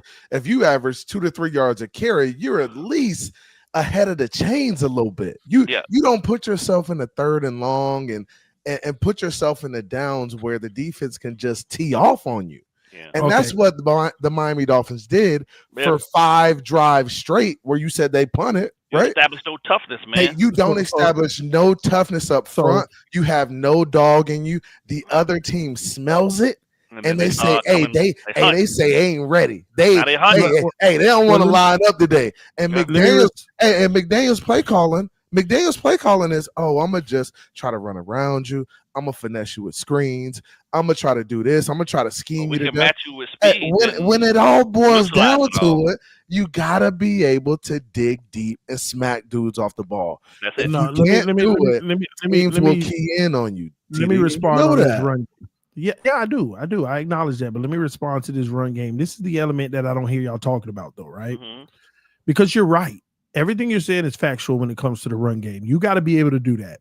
But we have to have a conversation of the many ways that coaches can scheme up the run game. Okay. Just running the ball down their throat, number one. Just period. Just running the football. Gap scheme. Right? Gap scheme run plays. No, I'm not talking about the different schemes. I'm talking about how you run the ball. You can throw the mentality, though. Yeah, you can run the ball with an extension of the run with the quick passes, right? Yeah. That's another way, right? What other way? I mean, the really and truthfully for us at this point, I think the only thing that's going to not us. I'm talking about teams. Period. In general. What's the main way in NFL? We're missing a big zone scheme. That's a big threat. Do you talking about short passing? No. Short passes is an extension of the run. When you can't run the football, you try to do that. Or you try to just run the football. The other way is your quarterback. I mean, your quarterback. But that's something you can't rely on in today's NFL. We can't rely on it. There's a lot of teams that don't have a mobile quarterback, and they still can effectively run the ball, TD. That's the problem. Ball game. In a game where they can't, they're in trouble. But see, this is the problem, TD. Let me just finish this point. Oh, go ahead. Because I just want to. Because what they do. Finish this point though. Yeah, well, most of those teams do. They have things that they design. They get the ball to the best player on the team, opposite the guy that's not as mobile as they want. They're touching the ball every play. We don't do that, man. You know, a screen either coming or it's gonna be something in the back. You know what I'm saying? Some type of gadget play, right? What it comes down to, they figured him out, bro. They figured him out. That's clear as day. But y'all we're not thinking about the fact that maybe we still have something that's good enough if we had that element. People underestimate that element. I give you that. I'm talking about the good teams. I'm not talking about the great teams, right? Even good mobile quarterbacks struggle against great defenses. But the bad teams, mobile quarterbacks eat on this all day. This is what it be about. This is when, they're making life rough for you in the run game. They doing this and they doing that. Hey, but you know what? You're a bad team. This is where the superstars make their money. It's a guarantee. They don't lose these games because of that element. But Lamar ain't losing this game. But TD, if we play all of them, hold on. All of the mobile quarterbacks have a better chance of winning that game we had today. When it's talk about bad teams. Now you go up against another good team, it don't matter if you mobile or not. It's gonna be hard. You had the guy trying to be mobile, man, and he got the dirt smacked out of him. And now I don't blame the dude for being gun shy now at this point. But we really, truthfully, right? If you want to look at the truth of the matter is, I don't know what Butch Davis is doing, whatever his name is, the running O-line coach. You got a rookie offensive guard playing opposite where he's played for 4 years in college and most of his life. That's a travesty. Like, you don't start a kid. You at his first year at the NFL level, you don't take an offensive lineman and stick him in a position that he's not used to, unless he's an over the top athlete. You feel me? And to TD's point, I understand. Like, you would love your quarterback to have a run element, right? You love for them to have that, right? But we know we don't have it, right? So why not build a running game and an offensive line that can sustain it without him having to run the football? And that's my thing. Even Lamar Jackson, even Lamar Jackson do that. But even though Lamar Jackson needed a Derrick Henry in order to really take the Ravens to the next level. And even without Lamar at the helm today, they look absolutely terrible. Took them to the shed, and they got a run game. Took them to the shed because it takes you become one dimensional. You become one dimensional. Yeah, that boy is like a generational talent, though. You feel me? You got a Randall Cunningham to a Mike Vick to a Lamar Jackson. Those three different. You don't. Every team ain't got one of those. Ball game. 2026. Draft them. Up, he ain't it. 2027. Draft them. Up, he ain't it. Keep going till you do. Keep going till you do. You got to get rid of the head coach first. Otherwise, it don't matter what quarterback you get. The head coach is the problem, and you got to get rid of the head coach. When we look at the situation, and I'm gonna look at it from a macro perspective, I can't look at it micro at this point. The team was absolutely terrible, and literally both sides of the ball, offense and defense. So I can't say this is on. I can't say this game is. I'm not going to say this game is on Tua, but I can say, hey, the offense as a unit, they underperformed when we needed the most, and the defense was bad. Like they were never good at any point in the game. They got some turnovers early, but bro, they were never good. I'm not saying the game was on Tua. What I'm saying to you is, we got to start making conclusions. This is bigger than today's game. That's what. That's the place. This team sucks. The roster is horrible. So therefore, when you look at the horrible roster with the bad coaching, what do you like? What do you have right now in the building that's going to save you? Nothing.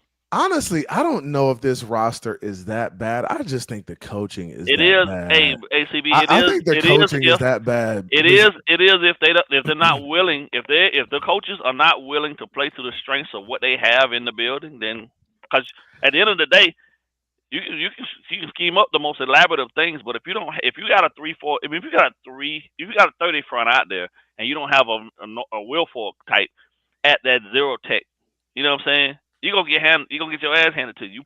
You're putting a rookie true DT at zero and asking him to go against some grown man. But Mr. Ballgame, so in the middle, I understand, right? I think the push is coming from like the 3 tech onto the defensive ends. I think that they're running off tackle, off guard on us, and we just can't. We have no answer for it. The linebackers will not. First of all, these linebackers will not come downhill. We have no thumpers in that group. Nobody's coming downhill and smacking anything. We need the disruption up the middle. We need the disruption. It's that slight disruption. Well, nothing else other than just to own the gaps. So they have to think about going somewhere else. Exactly. It's like the D-tech, the zero tech can force you to have that extra bounce outside, which the defense can collapse then. But we're making the lanes perfect. Like their O-line is having humongous, man. The tackling is poor. Everything's poor defensively. But they also don't have any leverage because the O-line can get to their assignment and seal it perfectly. It's not like the O-line's chasing. Let me try to get out in front. Man, they're in front with a second to spare. We're not even half shade, bro. We're not even any of that. We're taking on a whole man. We're taking on a whole man and we getting swallowed up. Exactly. And we are not able to make no plays, bro. I don't understand it, bro. Like at the end of the day, right? Even for me and my defensive mind, my thought process used to be going into every game. If I can't stop the run, it doesn't even matter about the pass because I know what's coming, right? So my goal was limit the yardage on first and second down. We're gonna get in the gaps, and if you beat us to the edge, then I have to deal with that. But what you won't do, you won't bludgeon me for 3 and 4 yards to carry, and then come back on third down and play action the shit out of me. It's not gonna happen.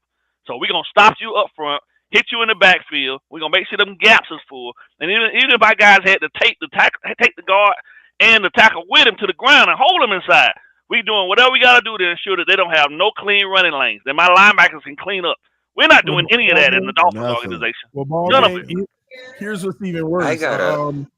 I don't know if y'all caught this, but Omar said they asked Weaver, like not out front, but they asked him one-on-one, right? About the run game. The run game is actually even worse than we know, because Weaver said the only reason he blitzing is to stop the run. When have you heard a team blitzing to stop the run? That's next level. That's so when you realize you don't trust your guys, it's worse than it actually is. Exactly, CB. That's it. 100%. That means you don't trust your guys. And you got to blitz the run. You definitely don't trust your players, and you definitely don't feel like they can get it done on their own. Yeah, which is crazy to me, because all you did. Go ahead, bro. First of all, Fins up. Good evening, guys. That's what I look at it from a draft and from a front office perspective, because I think this is very dangerous. Who makes the final call? I remember when I always watch press conferences, Fangio had asked for linebackers, and I think it's either Brandon Shaw or Garfinkel who makes the final call over Greer. That's a big thing for me, because when you're asking for more help at a position, and then the fans are seeing that you need more help at O-line, and then you get told back, we're worried about the position more, even backup quarterback. And this goes back to talent evaluation as well. Ball game, coming out of college, we knew Tua had the hip injury. We knew Tristan Wirfs was out there. We knew Cesar Ruiz. We knew Panay Sewell the second year. Even Sullivan, guys like Zach Todd. I mean, you just totally miss on building prepping a wall in front of Tua. And I think you failed at the talent watch. And I think you also failed at knowing that Tua would eventually make $53 million. And now you have to sign injured players and just bring anyone along because you can't use the cap money, because it's in what Tyreek, Waddle, and Tua is 90 something million. I don't know. But this is the bad Brandon Shaw and Garfinkel. I don't know how you guys feel about this. And I don't know who makes the final call between him and Greer, because Fangio proved that. Also, Weaver just said he has to cook with the food that he has. So to me, it's a bigger. Yeah, go ahead. I was just going to say this. No matter how you want to scheme it up, we don't have the personnel.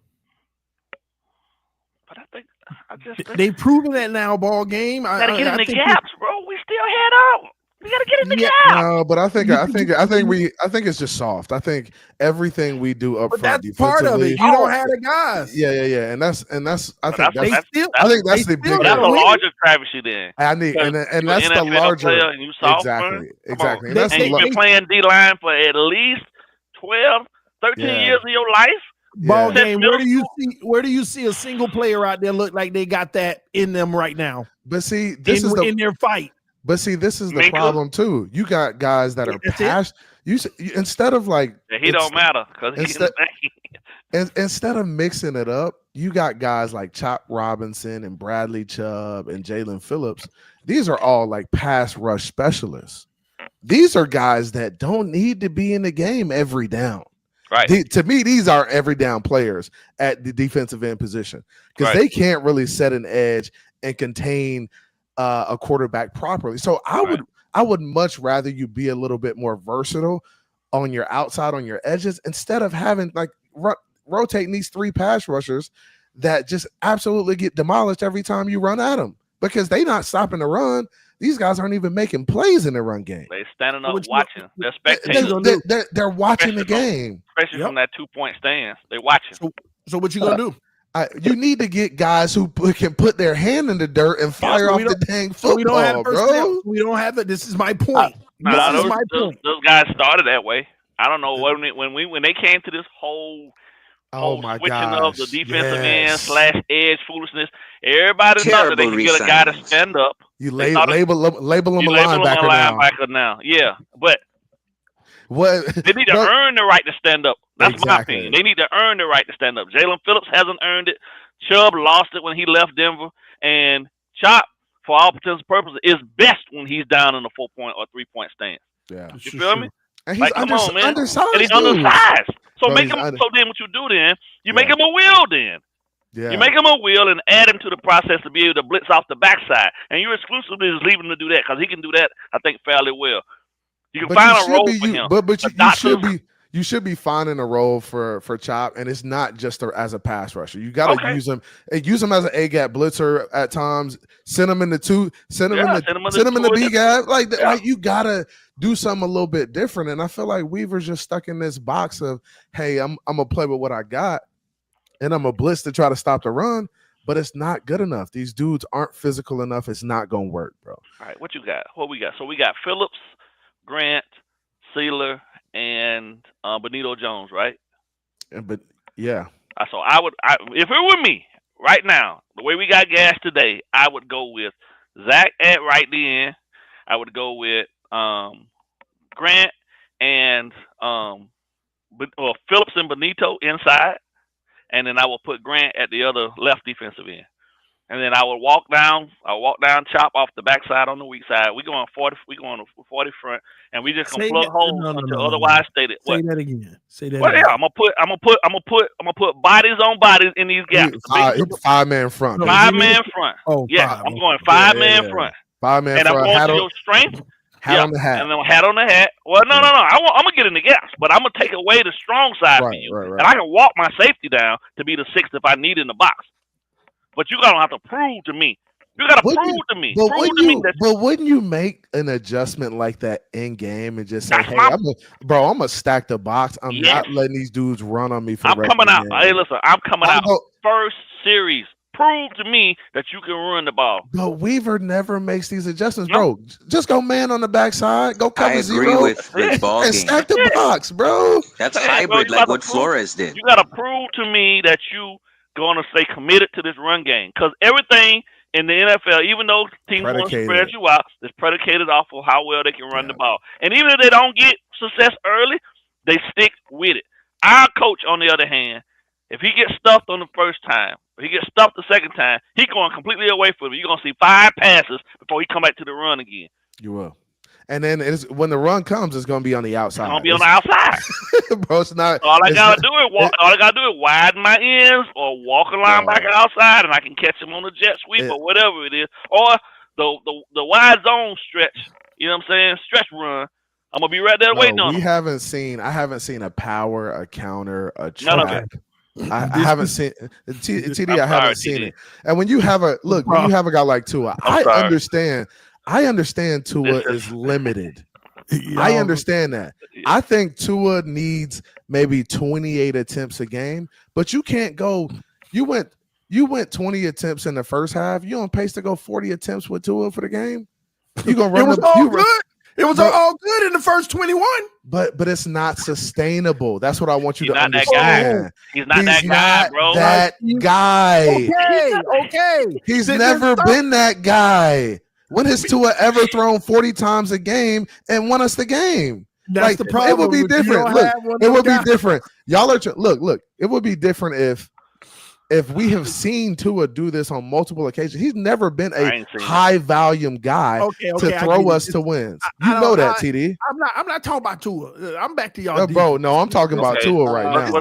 Because McDaniel is trying to fit a square peg into a round hole, and it's not working. Let him talk defense right now. And ball game more than anything, I'm trying to help you see the light, brother. Okay? Me? So what you saying? No, here's why.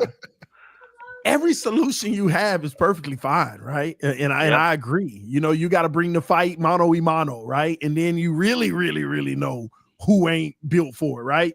And you got to force it outside. That's all good, right? Excuse me. Teams are just going to throw the ball all over you. Well, we knew that going in, though. That secondary was garbage. Yeah, but teams don't even have to throw the ball on us like that right now. But I'd rather that. We're living in a world right now that we think, the corners actually ain't been that bad because they ain't getting the exposure as much as they could be because the run has just been that effective. I'm telling you, from the front and the back, it is bad. And I'm telling you. I think they're going to start to shift things the way that you're talking about ball game, but then we're going to start getting gashed on the back end. Then we're going to be trying to figure that out. Hey, Jack Jones was available for a reason. Yeah, exactly. You feel me? A lot of we got guys that if the Dolphins probably didn't have them signed right now, they'd be over at Home Depot somewhere. Yeah. Like real So talk. my point to it all ball game, we can't expect nothing from this defense. I don't expect nothing from the team at this point. When Well, Tyree was gone, when well, Tyree went down, all hope went out the window for the offense, in my opinion. Simple and plain. But Mr. Ballgame, if they were running the ball efficiently, they would have clearly won this game. That's my problem with it. Because honestly, if I paid the lottery last week, I could probably win too. Mike won't do it. He won't commit. Bro, he will not run the ball. How many carries did Ali Gordon get today? I have no idea, but I know every time he coming in, it's a run. He not throwing the ball to him. He not scheming for him, nothing. So when they come in, you giving the defense the play of what's going on with Ali Gordon. It's the simplest of shit. The dude is horrible. They were making you throw the ball today. They were literally showing. They took the run away. They committed to it. They got in the gap. Also showing that they were going to try to take the ball away, which makes us get into our passes. Yeah, but when you commit to stopping the run, right? When you stack the box up, if you let's say you put eight or nine in the box and we got 7 guys in there to block, you shouldn't be running it in there. But you need to just bring a tight end or somebody else. Why is Alec Ingo running all these damn pass routes? How about you just go block somebody? Yeah. How about you get paid to do what you really are supposed to be doing? And that's putting a hat on a hat and setting the tone. You should be blowing up linebackers. Instead, you are running wheel routes and you can't catch the ball. You want to be a pass catcher, yeah. But that's because McDaniel is going to 20. Mike got everybody. Pass happy. Hey, he got everybody happy finessing. recipient. You know what I'm saying? But y'all gotta be fair. Y'all gotta be fair. Bro, Mike got everybody. The reason why they're not doing it because Ingold is supposed to be getting to that next level, laying that linebacker. So the guy can clear and have a good run, but he's meeting whoever just blew up Jonas Avenaya. I agree with you there. Because them dudes getting blown up too. They getting blown up too. Run the ball more. If you got a guy that's literally getting tore up and then the second level blocking is blocking on the first level now. But I can't. But see, this is the problem. I don't know how bad or how good Jonah can be if he ain't playing in a position that he's comfortable in as a rookie. And why aren't they putting him on the left side? Yeah, the right side. Because Daniels went down, so they should have put Strange, the veteran, at left guard and left the rookie at right guard. And remember in training camp, Patrick Paul and Jonah, they holding it down over there on the left side. Yeah, I know it's because we were playing us. Yeah. It's because we were playing us. We thought we had something, but it was just that bad. I just don't understand the logic behind that, though. It's a rookie.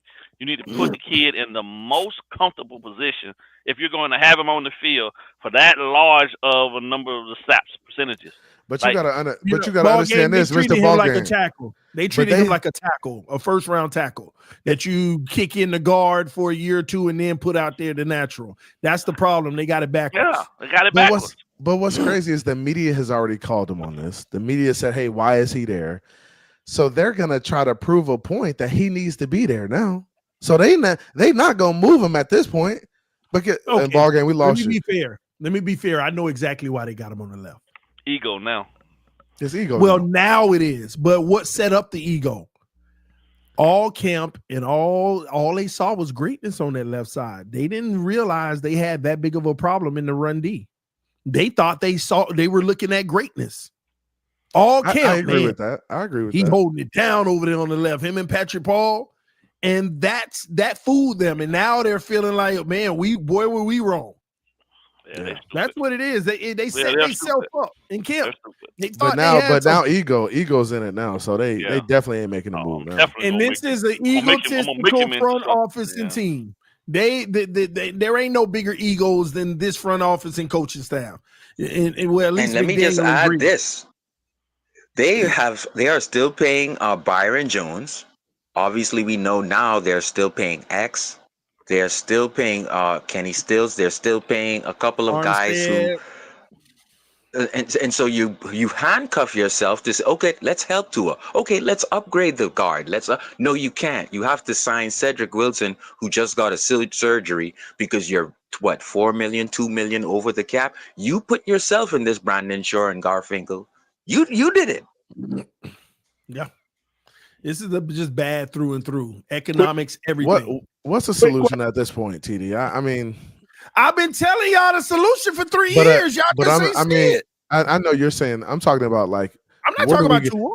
Is McDaniel the answer moving forward, or do we need to move off? He's not. He's not. Move off from him. He's not. He should he be gone tomorrow? Yeah, he should have been gone before they even played the game today. What are we talking about? Yeah. See, yeah, he's never ever, like, how make that make sense? You never had any head coach experience on any level. Not even play call experience. Thank you. And then you become a head coach in the NFL, and we're supposed to believe that this is gonna work?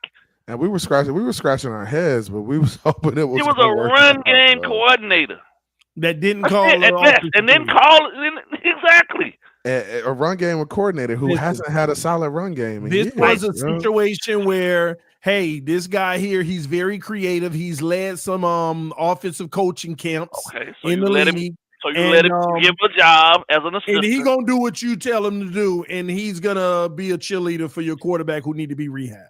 But he can't lead your men. Can't. Yeah. And they don't respect him because they know he ain't ever been there. He ain't never did it. Yeah. So you got this guy walking around with all these nice jumpsuits on and nice sneakers, walking around, bebopping around, but they looking at him like, man, this is a clown show. And I don't care what nobody says. The other 31 teams know this dude is not that guy. These players truly don't respect him. They like him, but they don't have the truest of respect. They'll say, we respect him. That's why Jalen Ramsey left. Bro, the Jalen Ramsey thing is a mystery to me, and that's a mystery that I knew something was up. I can give you the tea. Knew something was up with that one, boy. You got a premier superstar on both sides of the ball. One shows up to practice, one doesn't show up. One has a fully registered excuse as to why he's late, and you find him, but you don't find the other one. Make that make sense? Mm-hmm. You can't have that type of stuff going on when you got guys on both sides selling out. And Jalen came back early for you. He's always been that. His guys, he gonna ride for no matter what. Which is the worst way to be. You can't do that. You can't play favorites. Yeah. You can't play favorites. Or you can't do it. You can't do it in public. You can't do it in public.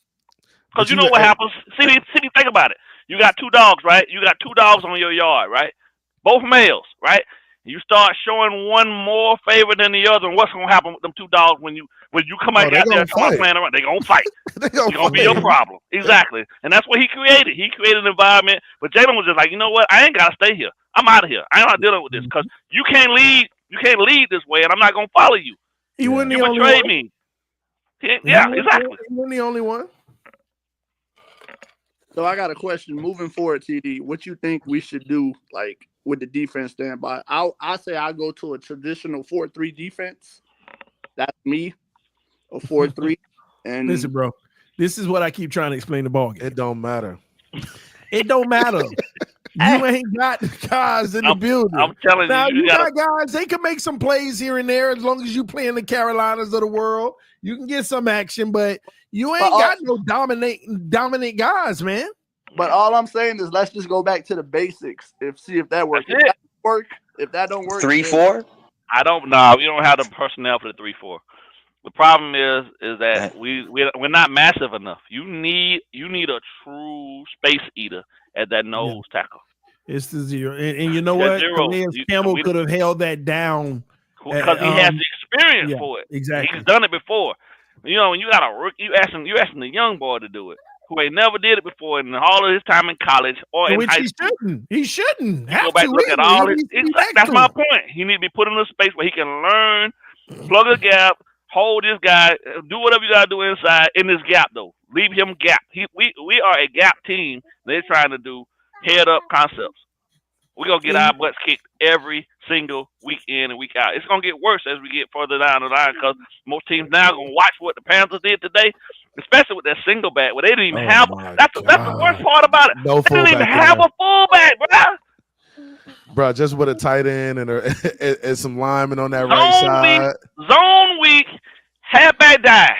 And he was just patient. He just waited for the blocks to set up and just took his time and then met the linebackers 8-9 yards up the field. Crazy, man. 21 for 200. Rico Dowdell. Rico Dowdell. That's wild. Hey, we ain't gave up. When was the last time we gave up 200 to one man? That's crazy, bro. I'm talking about Rico Dowdell. He the third back. Brooks is the second back. He the third back. His stock just went up. Come on, bro. Let me go pick him up in fantasy right what now. What we really talking about? You know I do have a solution for the team overall, though. So y'all saw Captain America, right? Y'all remember that machine he was in that transformed him? Just get one of them for Tua. You know, give him about 6 more inches, a stronger arm, and mobility. Hey, but TD, but the crazy thing is I think Tua played a really good game, TD, and I think look, and I think he wasn't perfect. He missed some throws late in the game, like he missed the throw to Waddle. Oh no, why is it those few sales or the route that he always used to hit? That's a problem. Something's off. He's not making that throw with consistency. Well, his feet ain't set for one because he don't trust. He don't trust that pressure ain't gonna be right there. Yeah, that O-line bad now. I don't like that though. I don't like quarterbacks. I don't give quarterbacks excuses not to trust the O-line. Here's why: because you're damaged goods. If we're gonna say that, you're damaged goods. If you got that. If you got that, we know that's what we got. But he is damaged goods at this point. You're right, but we need to recognize that you can't play with damaged goods. Oh, I recognize it. I recognize it. After he got set out, it's been over for me. You can either put some better stuff around him offensively to wall up front, or you can just continue to have him be off at times. Trent Dilfer said it himself. Even with a wall now, that's where I fire Greer. Trent Dilfer. And what that boy name was that was over there, Kurt Warner, both said it. They said the same thing. The hardest thing for a quarterback is to be back there knowing you're going to get hit and accept it. But you know what? Yep. I know. And like I said, ain't nothing you can do about it. Small game. I know you watch a lot of football. A lot of football. Oh, yeah. Did you watch the game Thursday night? I did. Okay, I saw Mac Jones, man. Mac Jones. Yeah, but Mac Jones different. Mike Jones always been different though. No, that's the thing though, right? I never dogged Mac Jones. Ball game. I mean, but Mac Jones big hits and stood in there and delivered the football. He knew he was gonna get hit every time. But Mac Jones a big dude too, though. You feel me? Like he ain't Tua. Yeah, he ain't Tua. Yeah. Great. What you saying, TD? He better. TD said Mac Jones better. Stood in there today and took certain hits. Mac Jones got a little bit of different dog in him. We would have won that game. We would have won that game. And remember that Waddle pass where he threw it over his head, over the shoulder, where Tyreek probably would have tracked down? You remember that pass? The one late in the game? Yeah. All he had to do was set his feet and deliver that ball right on the inside, and that's a touchdown. But he didn't have a lot of He didn't have a lot of misses like that during the game. But it doesn't matter. That's the game right there. That's the game. That's a big play in the game. It's a big play in the game. Yeah. That was the game, CB. That's it. Waddle had inside leverage, no safety. I mean, we could have got a stop, and that would have been the game, TD. I mean, we did go up. We got 5 of them in a row. We got 5 of them in a row. They got a touchdown late. They got the ball back. That play to Waddle, that was clutch. That was a big boy throw, big boy catch. That was a big boy underthrow, but it worked out. You're right. He said a big boy under. Was that over? It's a 40-yard comeback. That man was saying, Waddle was like, "Oh, let me slow." He ain't have a slow down. You said ball game. You saw that? He slowed down. He slowed down. He slowed down for sure, but he didn't slow down that much. This man said he went from 5th to 40-yard curl. He said he went from 5th to first gear. You act like the man was out there Jake breaking his shit. all the way, hey, all the way TD, from you dead 7th gear wrong, all the boy. way down to 2nd. You know what I mean? Like, come on, bro. TD be lying. Oh man. Hey, TD, you something else, bro. And he said he will weigh in and weigh in. I know it was a lot faster than that, but I'm serious. Bruh, Water was bruh. burning. You know, he looked around. He said, He would have thought. Hey, you know,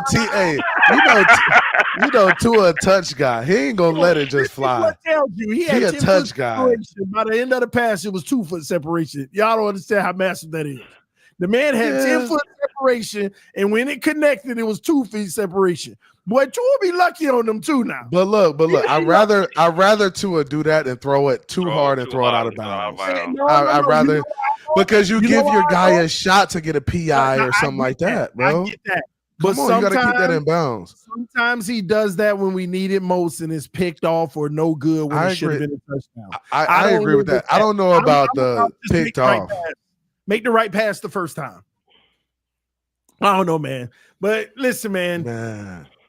Where do we go from here? It looked like it looked like we're about to get right back into what we were into 6 years ago.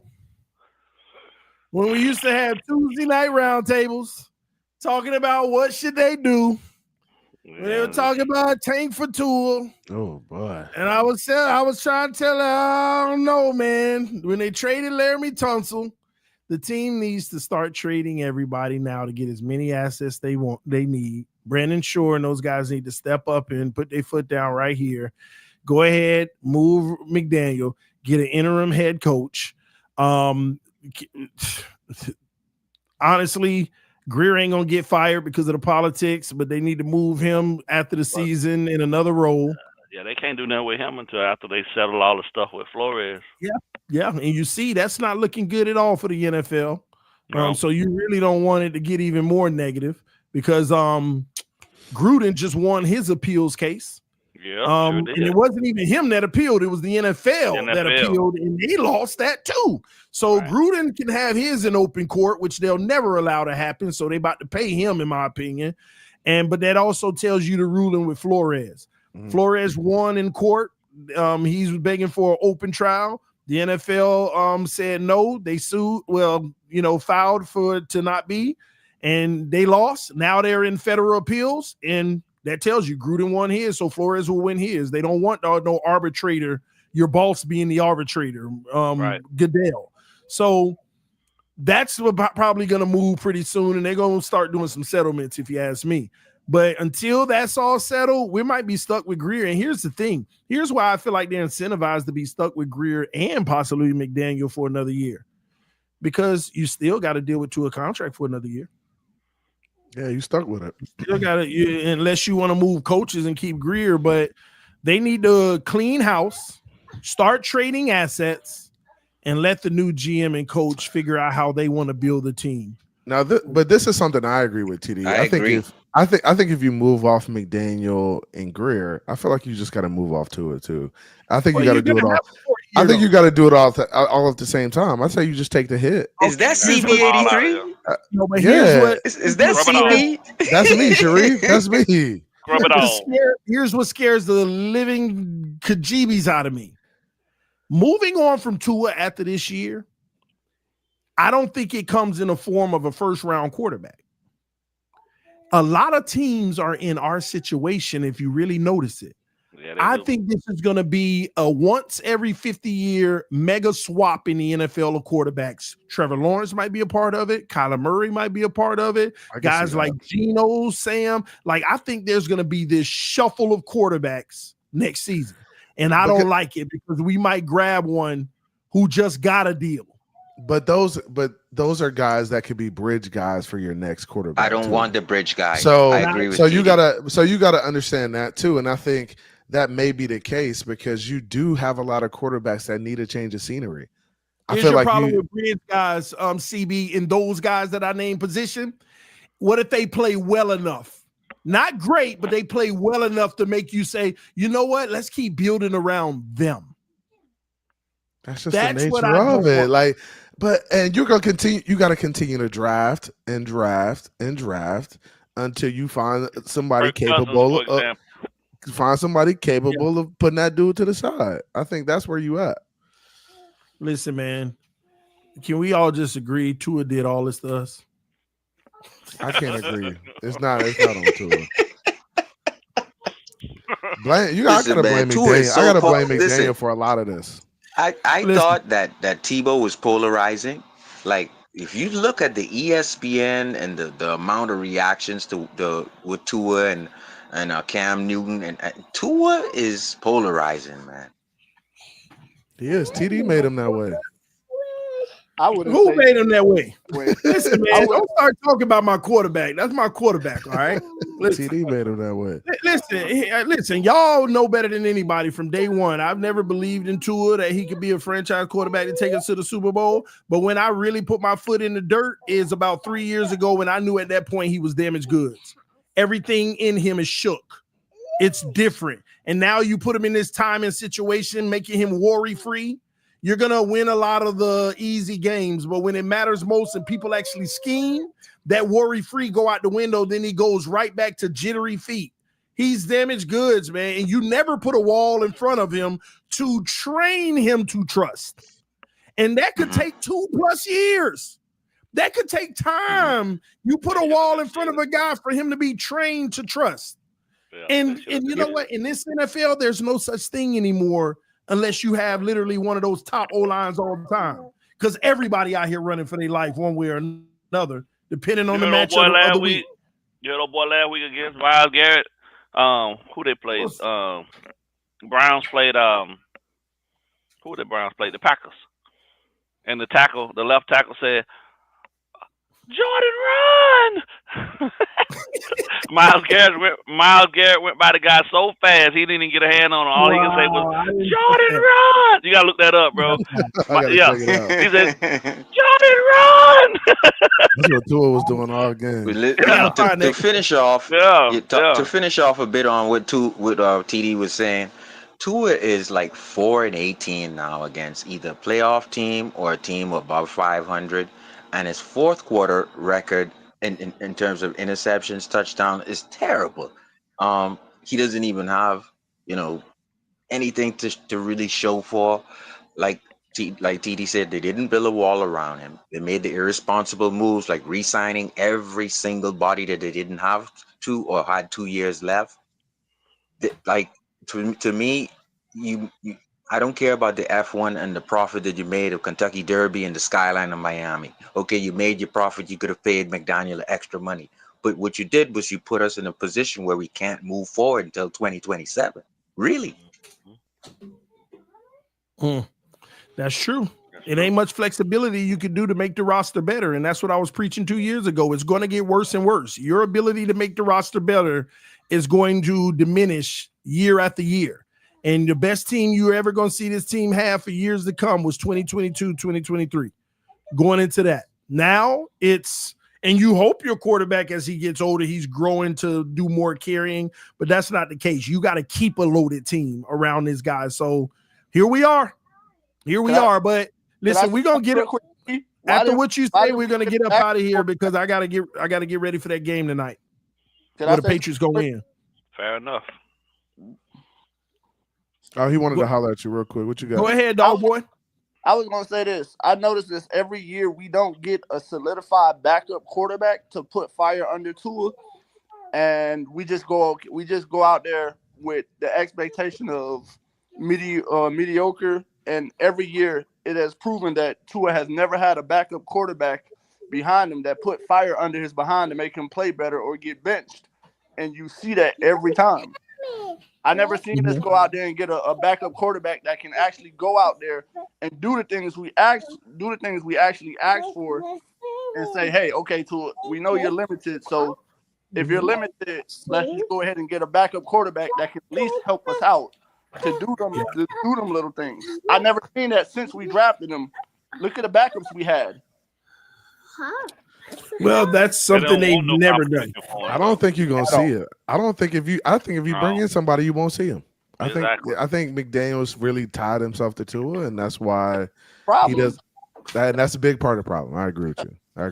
If we did that, if we actually did that, because I play Madden a lot. I'm in a franchise, and I do this every year. I draft the backup.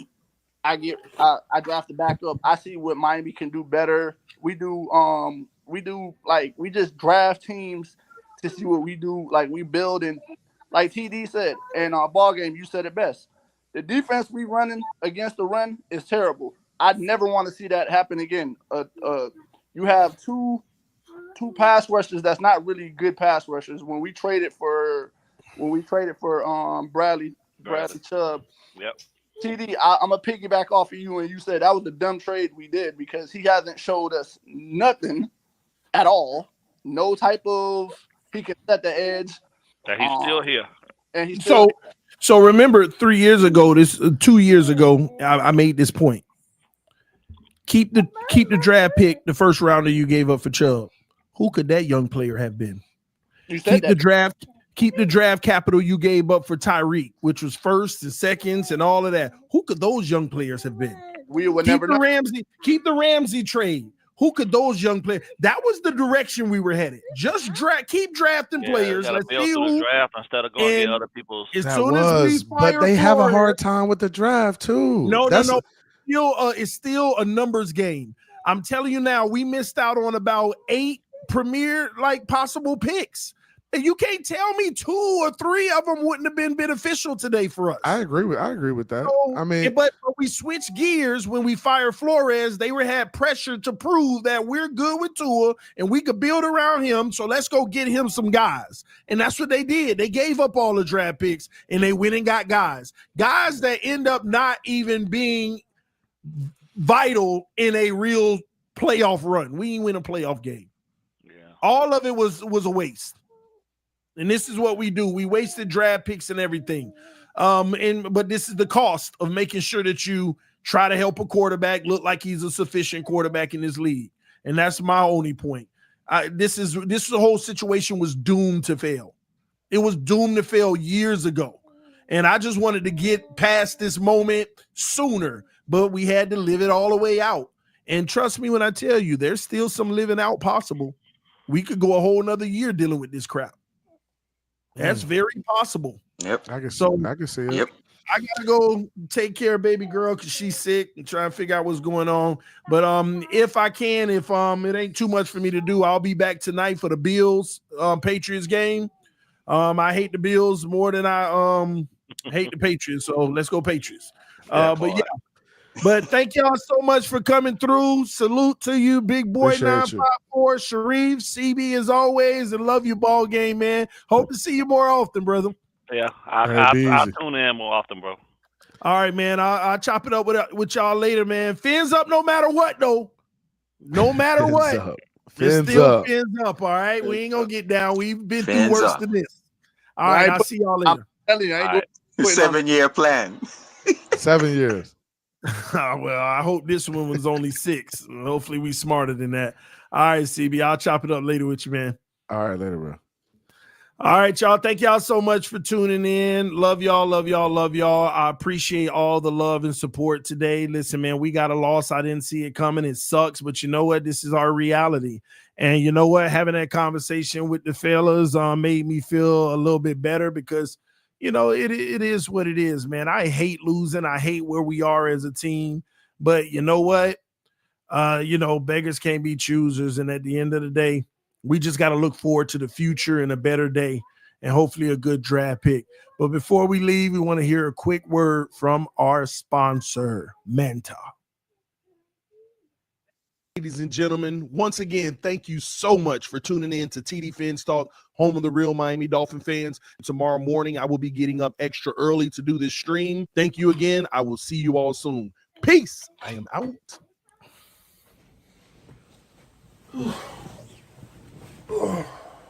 Good night, baby. Let me.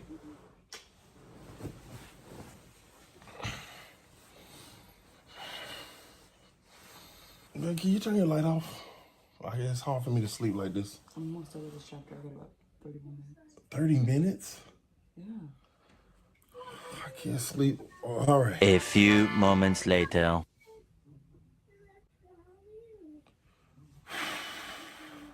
Babe, I mean, it's been 10 minutes. Can you please shut it off? I got to wake up early in the morning. I have about 20 more minutes on this chapter. This is my only time to read. I understand, but I have to get up early in the morning. Can you just read in the morning? I mean, I have a lot I have to do tomorrow. Tony, didn't you just get a sleep mask? You know what? You right. Use it. Man to sleep, baby. I don't know how you sleep with that thing on. It's actually comfortable. Pitch black. I don't have to worry about your light. I'll be able to sleep just fine. Well, enjoy it. Looks good on you. This actually feels good. Good night, baby. Good night, love you. Love you too. Ladies and gentlemen, check out Manta Sleep. The link to the website is in the description of this video. Make sure that you use promo code TD PHINSTALK. That is TD PHINSTALK. Again, make sure you check them out. Supporting our sponsors is supporting the channel. If you can't sleep when it's bright, these masks will turn out the light. Manta Sleep. Check them out. Y'all make sure that you go check out Manta Sleep. All right. Link in the description of the video. Someone asked what happened to my Twitter account. It's still there. I just rebranded it to TD Sports Talk because I do a little bit more than just the Dolphins on Twitter. I want to kind of comment on everything going on in the sports world. So it just has a different name. If you follow me before, then you just got to pay attention. I have a different picture than the TD Fins Talk picture. All right. Love y'all. Appreciate y'all. Again, fins up no matter what. I'll see y'all later tonight, hopefully. Peace. I'm out.